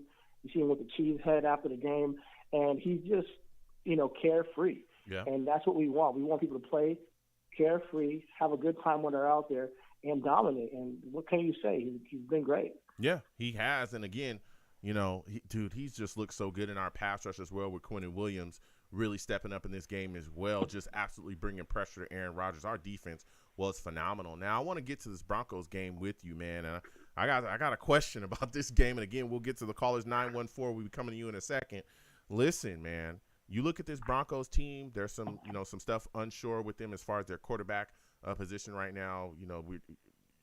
Russell Wilson's dealing with an injury, hamstring injury. He's got an MRI. We'll see what happens with him going forward. But when you look at, this Broncos defense, man, they got some players over there. Chubb, Simmons, we talked about Surtain just a second ago. What do you think the New York Jets have to do against that defense? Do you think we'll be able to come out and run the football effectively against them as well? Yes, I do. I think we'll be able to run them. I think we'll be able to pressure the quarterback just like we did Aaron Rodgers. I think we can use the same kind of formula we did with Aaron Rodgers, and the bring the time to win that game. And as far as the rush game, Breece Hall, and Michael Carter, they're going to get theirs. They're going to get theirs. As long as Zach Wilson doesn't throw the game away, and he's been good at that, so that's the only way I see us losing this, honestly. I know it's in their hometown. I know it's in, Mile High Stadium. It's in Mile High, yeah. But with all the drama going on with Russell Wilson, and he might be injured, we can't lose to a backup. Whoever that guy is. I never heard of him. Never heard of him. At the end of the day, yeah, go ahead. We played him last time we played the Broncos. Rippon was the guy that was out there, chucking footballs around. But yeah, I tell you what, this situation here, we got to get after him. Oh, so he beat us last year? I think he did. Yeah, I think he was the guy that beat us last year, if I remember correctly. Wasn't it Teddy Bridgewater? I could have swore we lost to Brett Rippon. We lost to Brett Rippon because he was out there just literally throwing the football around. I could have swore it was. Got dominated by Broncos last year. I could have swore it was. Okay, Rippon, maybe it was. I can't remember. Yeah, but go ahead. Yeah, but at the end of the day, I have us winning the game. I do think that we're a different team now. Our defense is really stepping it up. Even I was really hard on the safeties earlier this year, but they're doing all right now. So I'm excited. I think our defensive line is gelled now. They're really getting after it. They know who they are, and they know what they can do up front. So I'm excited to see what happens. I think we're going to take this one around. I think we can win 24-17. Ooh. Honestly, I do think that we can take this one. Okay, 24-17, 24-17 Jets. That's the score prediction.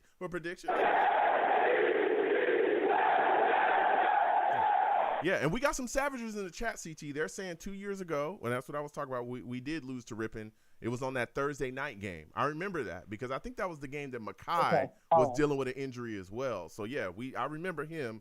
He was running around, just doing weird stuff, launching balls, and, yeah, we had some issues with him. But that was a different time. Gaze was here, and we all know that Gaze was a complete mess, CT. A complete mess, man. Oh. Whew, that was an ugly time, CT. That was an ugly time. But listen, I want to thank you for calling in. Yeah, I want to thank you for calling in. You have yourself a good night, my friend. Next time I have a show, I want to hear from you, all right? Absolutely. You take care, and go Jets. We about to win 5-2, baby. Okay. He talking that talk. All right, let's go. We're going to keep getting to these lines again. 515-602-9639. 515-602-9639 is the number. Call in. We're taking all callers. Please, if you're on the lines, be patient. We will get to everybody. Man, I remember that game with Rippon. Oh, That time is over, man. That time's over. All right? This New York Jets football team is moving forward. We got the right staff. We got the right quarterback. And our team is ready to go, man. Ooh. Ready to go. We're ready to go. Next, I'm going to 914. 914, I'm coming directly to you. Give me your name, where you're from. You're looking like a new caller. Give me your thoughts on this game against the Packers. How are you feeling? Hi, is this am I on? Yes, you are. Give me your name, where you're from. Hey, Joe. First, nice to meet you. I've never seen your show before. My name is Jake. I'm from Scarsdale, New York, but I live in New York City. Oh, salutes to you, Jake. Thank you for tuning in, man. Yeah, we do these radio shows, and we talk about this New York Jets football team all day and all night, man. And welcome to the show. And again, thanks for watching me. Listen, we're coming off a big win against the Packers, man. All right, 27-10. A lot of talk, a lot of discussion, especially going into this game. A lot of people had the New York Jets not winning this game. We were able to go out there and really dominate and show people what we were about. Give me your thoughts about this offense, man. Breece Hall shows up and just absolutely runs the Packers into the ground. We dominate running the football. How do you feel about this young guy showing up and showing out? This guy we just drafted. Well, Joe, can I just make one comment first? I see your YouTube page. You have Mekhi Becton as a savage. I don't know if I'm ready to put him as a savage. He's been injured for 2 years. That's why. Listen, Mekhi Becton's healthy. He's good to go. We'll see going forward with him. We'll see what happens with him. Again, Dwayne Brown has stepped up, and we've had some issues there at left tackle, George Fant going down. But I'll tell you what, man, the Jets are looking good right now. Give me your thoughts about our running game against the Packers, man. Listen, the running game looks absolutely stellar. It's funny. During the draft, me and my brother talked, and we both said, if this was a few years ago when Zeke Elliott got drafted in the fifth pick or the fourth or fifth pick overall, this would have been the kind of same situation. Breece Hall looks like he could have been that kind of pick selected that high.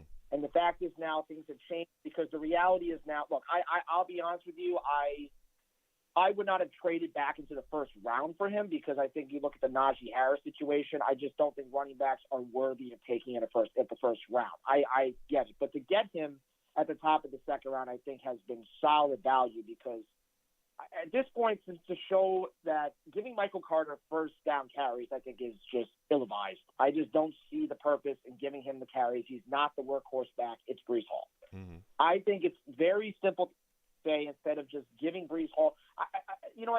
This is for 1 second. I just want to say, Mike LaFleur gets very, very cute with his play calling. Mm-hmm. So I'm not ready to really as this creative-minded person because a lot of times he has to kind of stick to the basics and what works. So I feel like if he gives the ball to Breece Hall, lets him run on, not down the middle, but at least a little bit to the right A gap, he does a solid job every time. He's not afraid of getting hit. He reminds me a lot. Everyone says Matt Forte. He reminds me of Thomas Jones. He really does remind me a lot of Thomas Jones. Not as steroid jacked up like he was, but the fact is that he really knows how to utilize. He does catch out of the backfield. He does a lot of things that we really haven't had since even as far back as maybe Curtis Martin. So it's just nice to have that. The problem is just that, this offensive line, I think they've been great at run blocking, but when it comes to pass protection, I don't know if you watched that first half. Zach Wilson was getting beat up all over the place in that first half. I mean, really was. I'll tell you what, Jake, and again, Thomas Jones, I don't know about the steroid stuff. Let's stay away from that. He was a heck of a running back when he was played, and that guy worked his tail off to get in great shape. No, I'm just saying he looked like he was, but he was. He was the military guy. Yeah. So but Breece Hall is phenomenal. But I think our offensive line, again, for all the issues that we've had, ATV's now out there at right tackle. He's looking very solid out there, which is crazy. He's moved from right guard to left guard to right tackle. He can play. He's played left tackle as well on the line too. So it seems like he can just do whatever we ask him to do. But the offensive line, especially since Dwayne Brown has come back, I think has been able to kind of find their way. Of course, they're going to get better. But, when you look at the situation here, we were able to really dominate on the ground as well. They opened a lot of things up front by manhandling that Packers defensive line, and our running game really led the way. Now, again, passing, that'll come along and get better. There was a lot of looks as well. There were some plays where I felt like Zach could have got the ball out of his hands a bit quicker as well. I know there's a lot of people that had a lot to say about Zach, and I want to ask you about that as well. But I think our offensive line is all right. Now, my next question for you, though, is there was a lot of people that felt like Zach didn't do enough in this football game. What are your thoughts about that? Some people kind of said that he should have did more and that we should have had more yards as far as throwing the ball, under him. And they were kind of critical of him a little bit within the fan base. Do you believe that to be true? I 100% agree. He did not play well in the entire first half. He has not played a complete 4 quarters of football. Everybody is, dude, let's be honest. I've been a Jet fan. I don't know how long I've been a Jet fan for. I've been a Jet fan for about 20-something years. Mm-hmm. I have had minimal success watching this team for a long time. We have not had a true franchise quarterback. We have every right as a fan to criticize these guys left and right until we really see it. Mm-hmm. Zach Wilson has also been injury prone. Let's face it, the guy has durability issues. He's hurt his knee twice. We don't know what we're going to get at him. That's why you really need a strong offensive line, because this kid right now looks like if he ever gets hit in the knee again, he's going down and who knows where he's going to be next year. Mm-hmm. Now, obviously, he's got a lot of height. He does. He's got a big arm. He's got that, Mahomesy, Rodgers-esque skill. But I just feel like he still makes a lot of ill-advised throws. I mean, there were a couple throws he almost threw that were interceptions, like one in the end zone. He did that early in the game on Sunday. He did.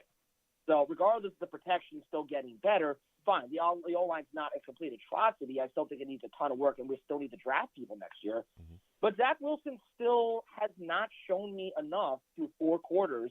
And I know it's been 3 games, and he's 3-0, great. Mm-hmm. But you really want to see from start to finish, he's contributing. Mm-hmm. I mean, let's face it also, like going back to the before, where's TJ Uzomah all season? Where the hell was he? Mm-hmm. Nowhere. Where was he? Nowhere. They finally threw him the ball. I was like praising him. I think that was the best throw of the day when he threw it to DJ Uzomah, got like 15, 20 yards. Like, why are we not? If we're trying to utilize the system that's the San Francisco offense, mm-hmm.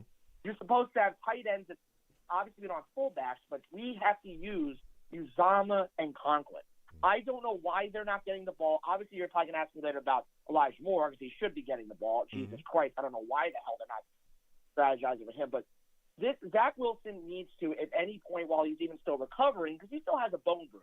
A lot of people don't understand. Sam Bradford had the same issue 3-4 years ago. He was out for the entire season. The entire season for a bone bruise. Let's understand that. This kid's a mobile quarterback. He's definitely playing with pain. I'll give him that. Kudos. But at the same time, it's that, does that mean we're going to see him play at his full potential? I don't know. Well, I don't know if we're really going to see him. Everyone's like, oh, it's just going to happen. It's going to happen. Don't say that. That's for sure. He's coming off 2 knee injuries and a bone bruise. Yeah, but I don't think that Jake. I don't think that again. We don't know the severity. Again, that Bradford's severity may have been much worse than Zach Wilson. Those are 2 different type of bodies. If Zach Wilson was not fully healed from that, I don't think they would have played him. I don't think he would have started.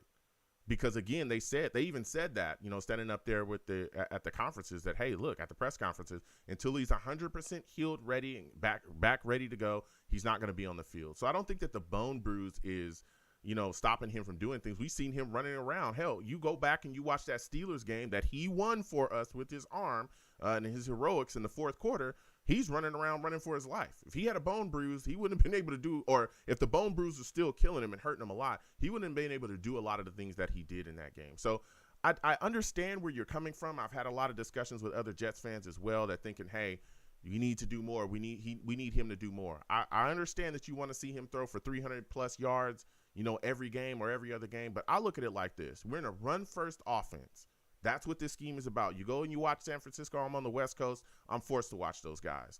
A lot of what you see Zach Wilson out there doing, the ho-hum kind of play and us running the football, playing hard defense, that's literally how San Francisco have been winning with Jimmy G for years.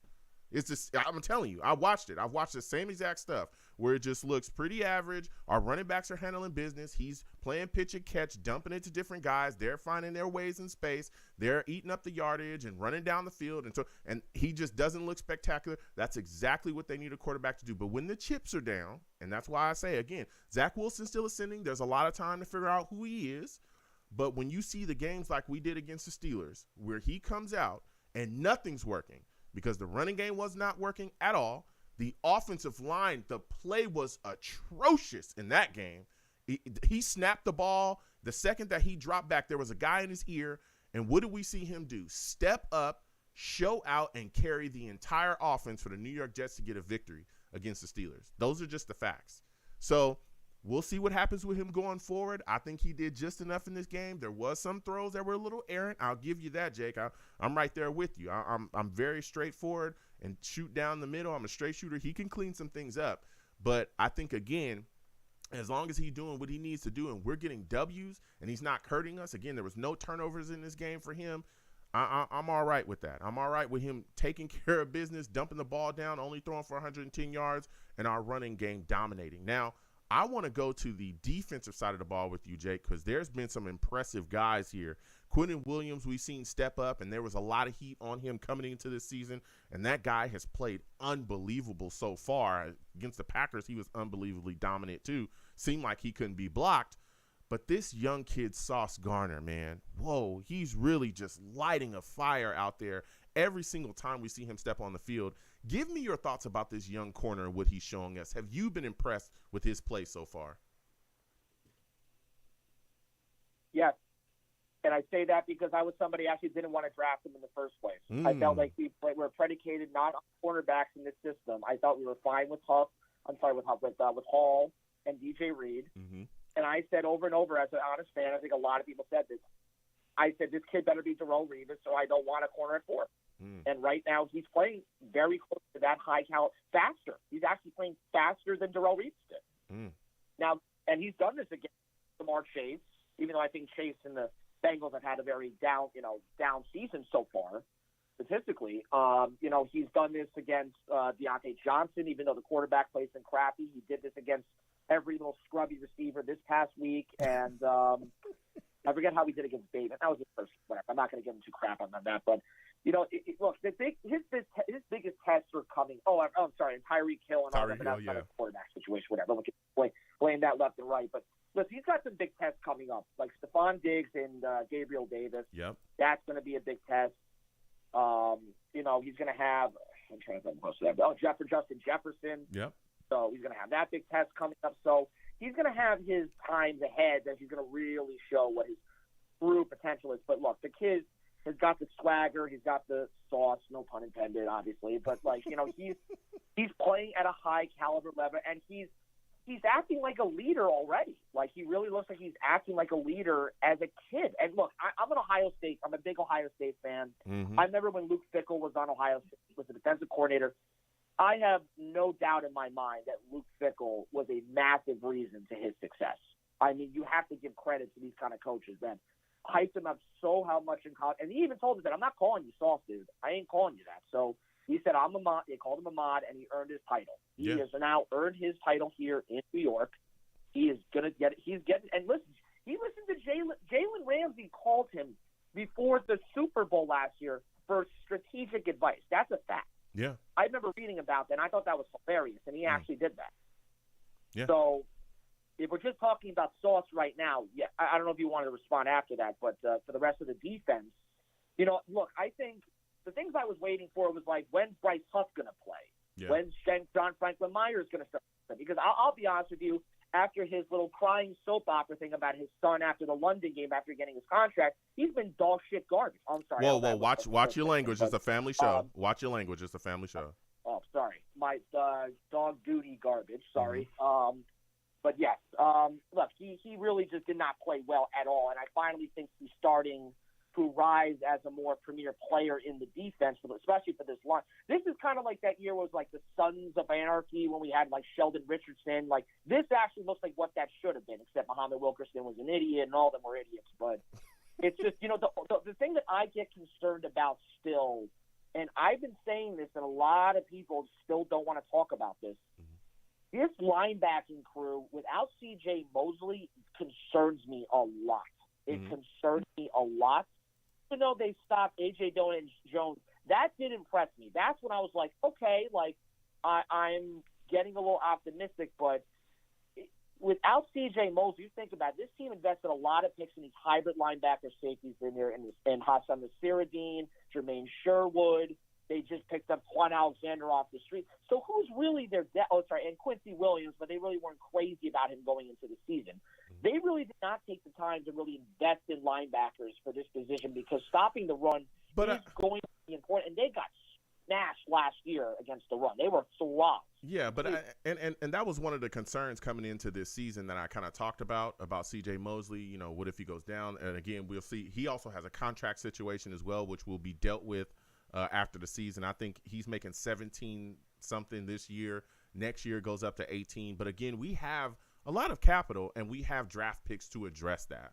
So we'll see what happens after this year. And again, we got guys like you named, Jamin Sherwood, Hamza Nasruddin, which was on the squad, and we've moved on from him. But again, Jamin Sherwood is still here. Quincy Williams is still here. Quan is now in the building as well, which you brought up. We were able to get him in the building. So there's some guys, and we just signed Andre Smith as well off the street who used to play with the Bills. So there's some things that we've done to kind of help address the linebacking core, but we'll see what happens going forward. But right now, I'll tell you what, CJ is playing unbelievable. He's here. He's healthy. He's ready to go. And he's out there laying hits for this squad. And I really like what I'm seeing out of him defensively as well. Now, we've talked quite a bit about the Packers and what we're doing here. I want to talk to you about this Broncos game, man, because, man, we have something coming up here. Give me your thoughts about us matching up with this Broncos defense, because they got some guys in Chubb. They got Surtain. They got Simmons out there at safety. Do you think the New York Jets will be able to come in there and run the football as effectively against them as we did against the Packers? I just give me 1 second to say that. I just want to say the next 3 games, they're playing Bill Belichick's defense that Zach has not done well against, and they're playing the Buffalo Bills. The next 3 defenses with the Broncos the next 3 weeks, that's really going to show me how good this offense really is, because the Patriots are playing with Bailey Zappi. So that defense has played still at a high caliber level, and the Bills are the best team in football. So going back to the Broncos defense, even though their offense has been dreadfully terrible, and I'm the one that said personally, I don't think Russell Wilson's getting an upgrade with receivers. I didn't. I said every receiver has come off an ACL injury or they get hurt every year. So I was right about that. But anyway, this Bronco defense is top. Last night's game was tolerable because of the Broncos defense. Mm-hmm. It's pure and simple. Yeah. It was a tolerable game to watch. These games have been somewhat tolerable to watch because of their defense. They have the Sauce Gardner of last year and Patrick Surtain. Oh, man. If you don't tell me this kid's not a top 5, 10 cornerback, I think you're out of your mind. Talk about it. Talk about it. Taught him well how to be a corner. Yep. Talk about it. He is unbelievable. He's unbelievable. Yeah. Go ahead. Listen, you got Kareem Jackson. I'm watching the game with my Broncos buddy this weekend. We talked about this last night or 2 nights ago. And you got Kareem Jackson. You've got Jeffrey Simmons. You've got Bradley Chubb. I mean, these guys, it's like they really didn't skip a beat after Von Miller left. They really have stepped up, and they've gotten it done. And you saw it all because of Vic Fangio leaves. Like, their defense may not play the same caliber. Who is the Broncos defensive coordinator? I don't even know. What's his name? I think right now, I know that their guy, Hackett is their head coach right now. I think who's their defensive coordinator right now? I can't think of who their defensive coordinator is right now. I think it's Evero or something like that. Evero? Yeah. I think it's like Evero or something like that. Yeah, I do not. I mean, because obviously, Nathaniel Hackett, the lovely son of Paul Hackett, and he's not that great either. He's not that great either. But the Paul Hackett days is when we ran up the middle, run up the left, run up the right punt. I watched many years of watching that. So, but anyway, so look, the defense is going to make this somewhat a game. Now, obviously, the news today, I heard about Russell Wilson. Now, if he's got a hamstring injury, he's going to be out for the next month. I think at this point they want to find any reason to hide the fact from a publicity standpoint that this deal has been an utter disgrace. Yeah. This contract has just been an utter disaster, disgrace. They wanted Aaron Rodgers. That's why they brought Nathaniel Hackett in. They took Russell Wilson. Sorry to tell this to all the Russell Wilson fans. He at times to me was a system quarterback in Seattle. Wow. I have not seen him really do anything for the caliber of Hall of Fame, in my opinion, since he had the Legion of Boom and Marshawn Lynch. Yeah. I know it's a controversial hot take, but that's what I have watched so far. He's left this team, and he was so great last year before his mallet finger injury. and now he goes to another team and looks lost, confused, has no idea what he's doing. If he's worth all that kind of money, forget Nathaniel Hackett. The kid should know how to play. Yeah. If you're such an elite quarterback, because let's face it, we can make fun of Tom Brady. Look what Brady did about a year or so before his whole marriage situation. He won a Super Bowl by himself. Yeah. Not because of Bruce Arians, not because of Todd Bowles, who should not be ahead. He should know that more than anything. So, well, I mean, Tom Brady. Hold on a second there, Jake. Tom Brady did have, no disrespect to Tom Brady, but Tom Brady had some weapons out there, and his defense was unbelievable as well with the pass rush and all those things they had. He didn't win it by himself. I think that's a stretch. When you got guys like JPP, Shaq Barrett just gunning people down, you got, all those weapons that they have out there offensively as well. Now, he did a great job, but, he's not winning by himself. But I will give you this. Russell Wilson has been dealing with a lot of injuries. They talked about that. I think he had a labrum injury. Now he's got that hamstring injury as well, as you said. So we'll see what happens with him going forward. Now, I got to get to the rest of these callers there. Jake, has been phenomenal speaking with you. My final question, before I let you go quickly, give me your final game prediction, your score prediction. Jets, Broncos, who do you think wins? Who do you think loses? How do you think it ends up? If Russell Wilson's not playing, which is looking like it, I'm going to go 17-10. 17-10. All right. That's what I'm talking about. Listen, Jake, I want to thank you for calling in, man. It was great to speak to you. You brought some fire. Next time I have a show, I want to hear from you, all right? No, you know what, Joe, you're very, I'll be honest with you, out of all the other people I've talked to, you've been the most open-minded person. Everyone just hangs up on me. So thank you for being open-minded. No problem, Mama. This is all the other shows. They don't like criticism. No one likes criticism today. So you're open-minded. Appreciate it. Absolutely. You have a good one, Jake. Call in anytime. Let's go back and forth. All right. Good night, man. Listen, we're kicking to these lines. 515-602-9639. 515-602-9639 is the number. Call in. We're taking all callers. I'll go back and forth with you, man. You know what I'm saying? I'll go back and forth with you. Now, I don't allow cursing on my show. Don't curse on my show, but I'll go back and forth with you, a little bit. I disagree with a lot of people in their takes, a lot of people. And as long as we can have respectful discussion, we'll have it. You know what I mean? Unless you get a little too crazy. I've had people call in and talk about, what was somebody talking about?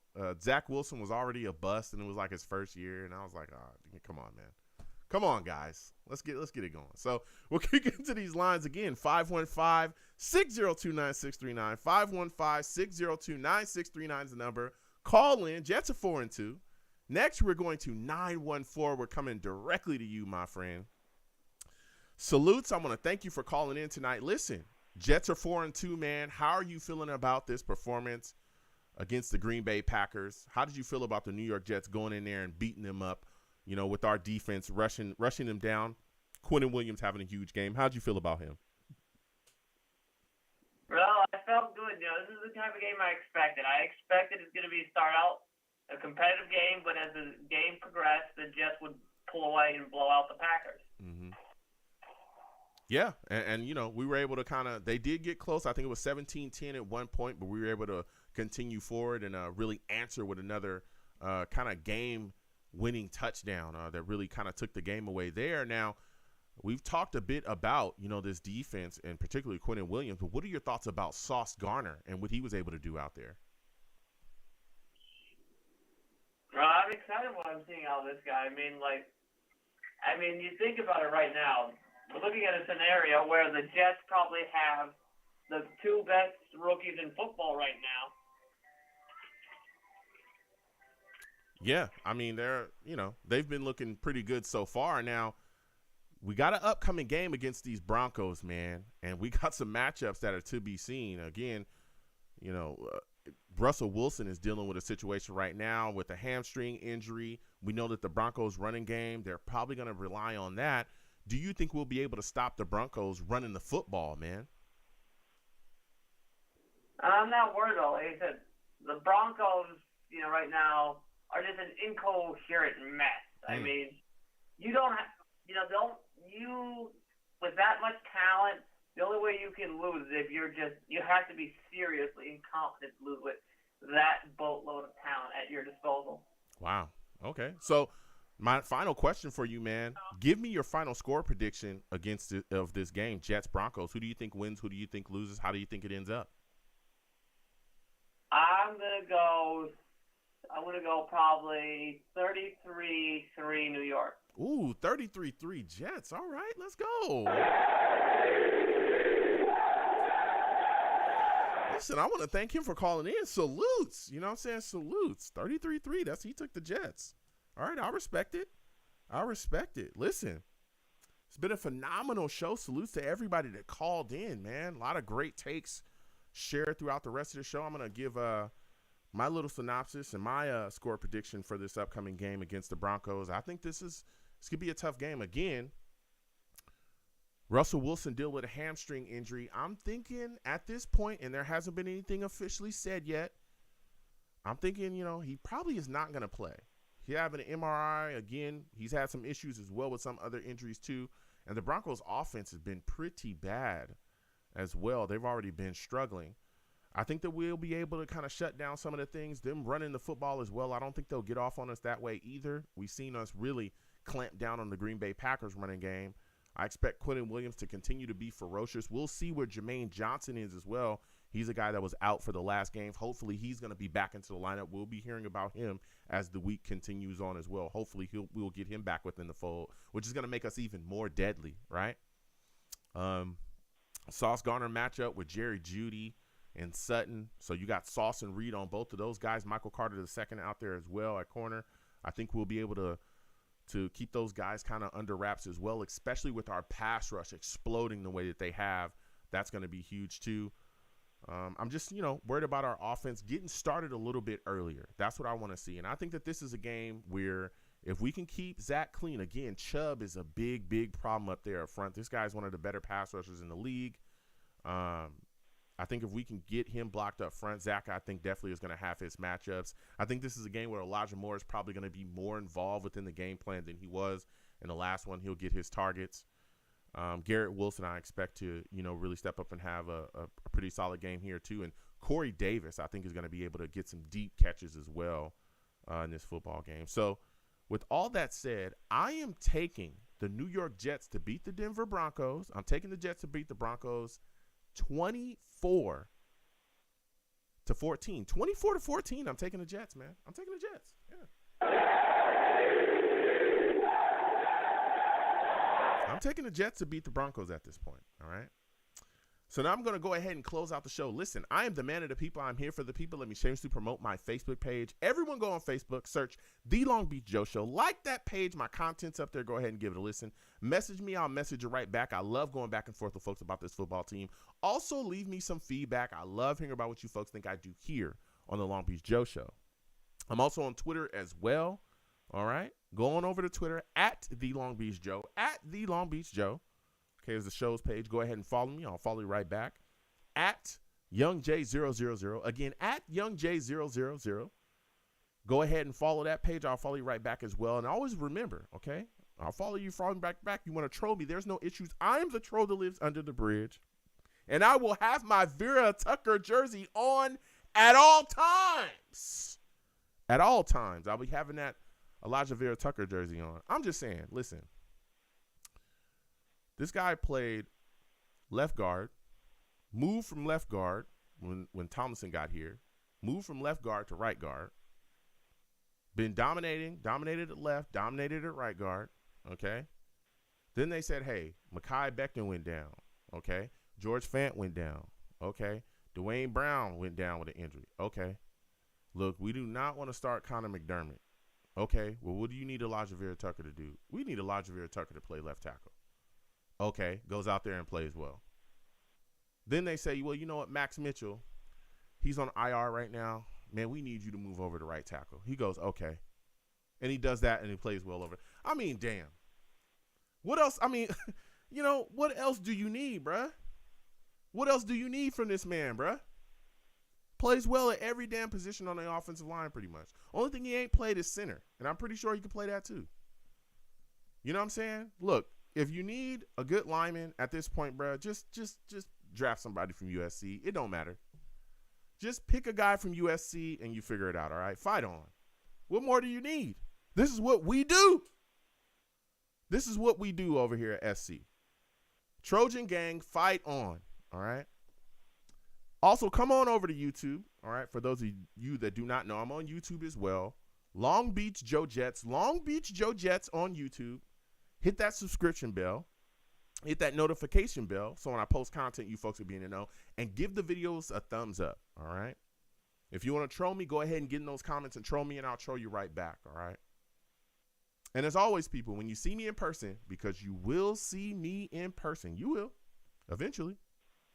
It is arms out, chest open, free hugs for everyone. Free hugs for everyone. The hugs will cost you absolutely nothing. I want to thank everybody for listening, calling in, taking the time to watch the show as well live. Without you people, I'm absolutely nothing. Thank you for taking the times out of your day to do all those things and just interact with the show any way that you can, all right? And again, for those of you, do not forget, I'm wearing pink because I'm all about bringing the fight to breast cancer. Please get involved with my fundraiser with the Susie G. Komen Foundation. All right. You can find it across my link tree on various social media platforms, all of my social media platforms. It'll be in the description of this, of the YouTube videos as well. And please donate $1, $2, $3, anything that you can give to the platform, or anything that you can give to the fundraiser page is greatly appreciated. Okay, greatly appreciated. So I want to thank you folks for listening. You folks have a good one. Peace. 1 second, folks.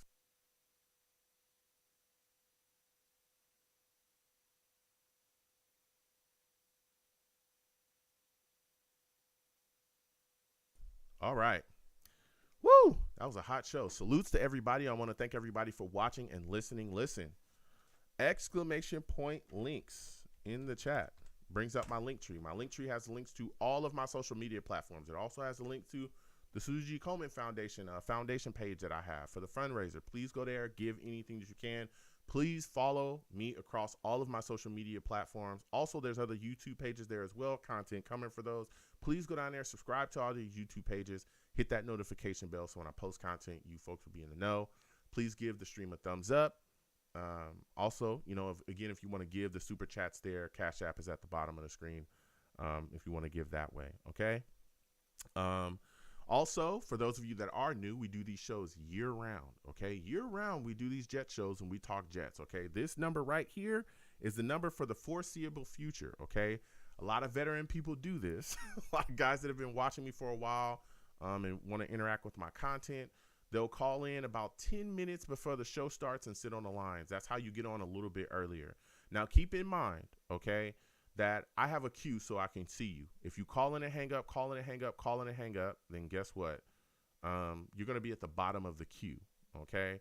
I can see you. I respect everybody's time. You wait a little bit, you'll get on the line, okay? Now, again, when you call in, keep in mind, I can't give everybody like 20 minutes, okay, or 30 minutes. That's not possible, okay? Because we got callers, and I want to respect everybody's time, get everybody's takes, okay?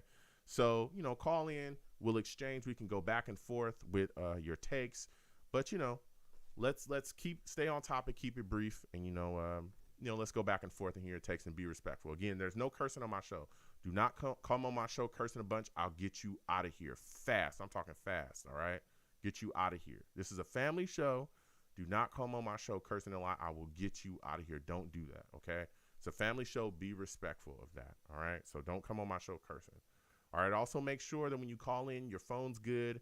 Don't have me on speakerphone and all this other crazy stuff you got going on where you're echoing all over the place. All right, get a good solid line, good solid connection. Don't call me on a Sesame Street phone, some phone you found in the back of a dumpster at Home Depot. Call me from a solid phone with a good connection, okay? That's all I want, all right? Also, make sure your background is not crazy, okay? Make sure you have good background. I don't want to hear a bunch of crazy background noises.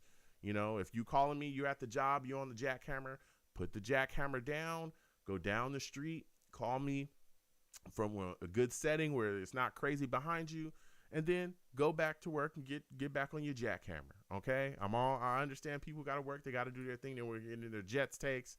But, I need to hear you because my audience needs to hear you clearly as well so that we can have good discussion back and forth. If I can't hear you, my audience can't hear you, we can't hear your takes. We can't hear your takes. Okay? So,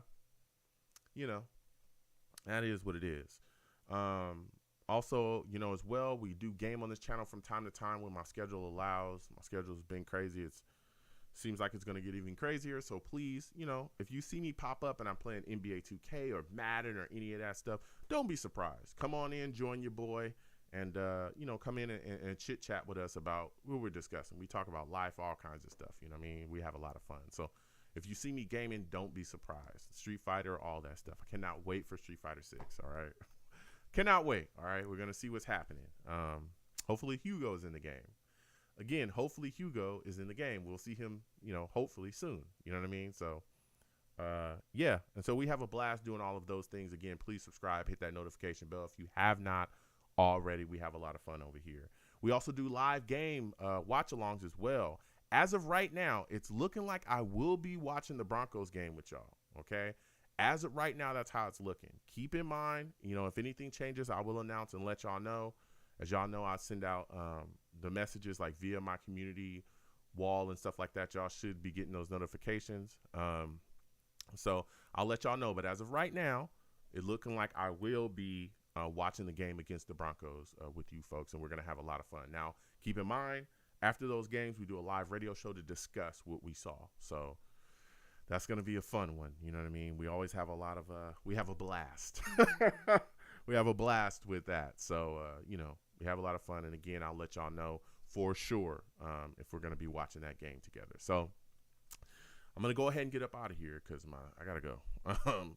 Listen, NY Jets FL salutes as well. Good to see you in here, man. He says, thanks, Joe, as always. Salutes, and thank you for calling in, man. Salutes to Venom G's. That's my guy, man. Good to see you in here as well. Val, good to see you in here too. Venom G says, you watching the game with us Sunday, Joe? Like, yeah. So, I should be at this point, but if anything changes, I'll let y'all know. But, it's looking like I'm going to be able to watch the game with y'all. So salutes to you, Venom G's. Salutes to Jets Mess. He says, great show tonight, LBJ. Thank you so much, man. Good to see you in here. Good to see you in here, Jake, as well. GVH, good to see you in here too, man. Good to see my guy Spin Max Dave, Steel Stone, Mr. Magic's always good to see you in here too. Good to see Budgeting D, always good to see you in here as well. Salutes to you. Just salutes to everybody, man, that came on by. Salutes to Nathan Colgrove as well. Good to see you in here. Good to see everybody. F Monks, good to see you in here too. Just everybody that stopped on by, said what's up to your boy, and joined the show. I really hope y'all enjoyed it. I had a lot of fun with the show tonight. A lot of great takes. All right, so I'm going to get on up out of here because I got to go. Listen, folks, be safe, okay? Be safe out here. The world is getting crazy, bruh, and I don't know what is happening these days. I don't know, okay? I really don't, but it's getting crazy. As y'all know, I'm sure y'all seen it too. Be safe out here, okay? Sit down with your friends, your family, enjoy some good food, enjoy some good TV, make some great moments with the people that you love, and let them know that you love them, okay? That's what's always been important to me. Let the people that you love know that you love them the most, all right? Let them know, because you never know what can happen. Let the people that you love know that you love them. That's extremely important. So I'm going to get on up out of here. I'll see you folks when I see y'all. You know what I'm saying? I'll be letting y'all know. Please keep in touch, or please keep an eye out for the alerts and stuff like that. Again, it's looking like I will be watching the game with y'all Sunday. We're going to have a lot of fun. So you folks have a good one. I got to get out of here.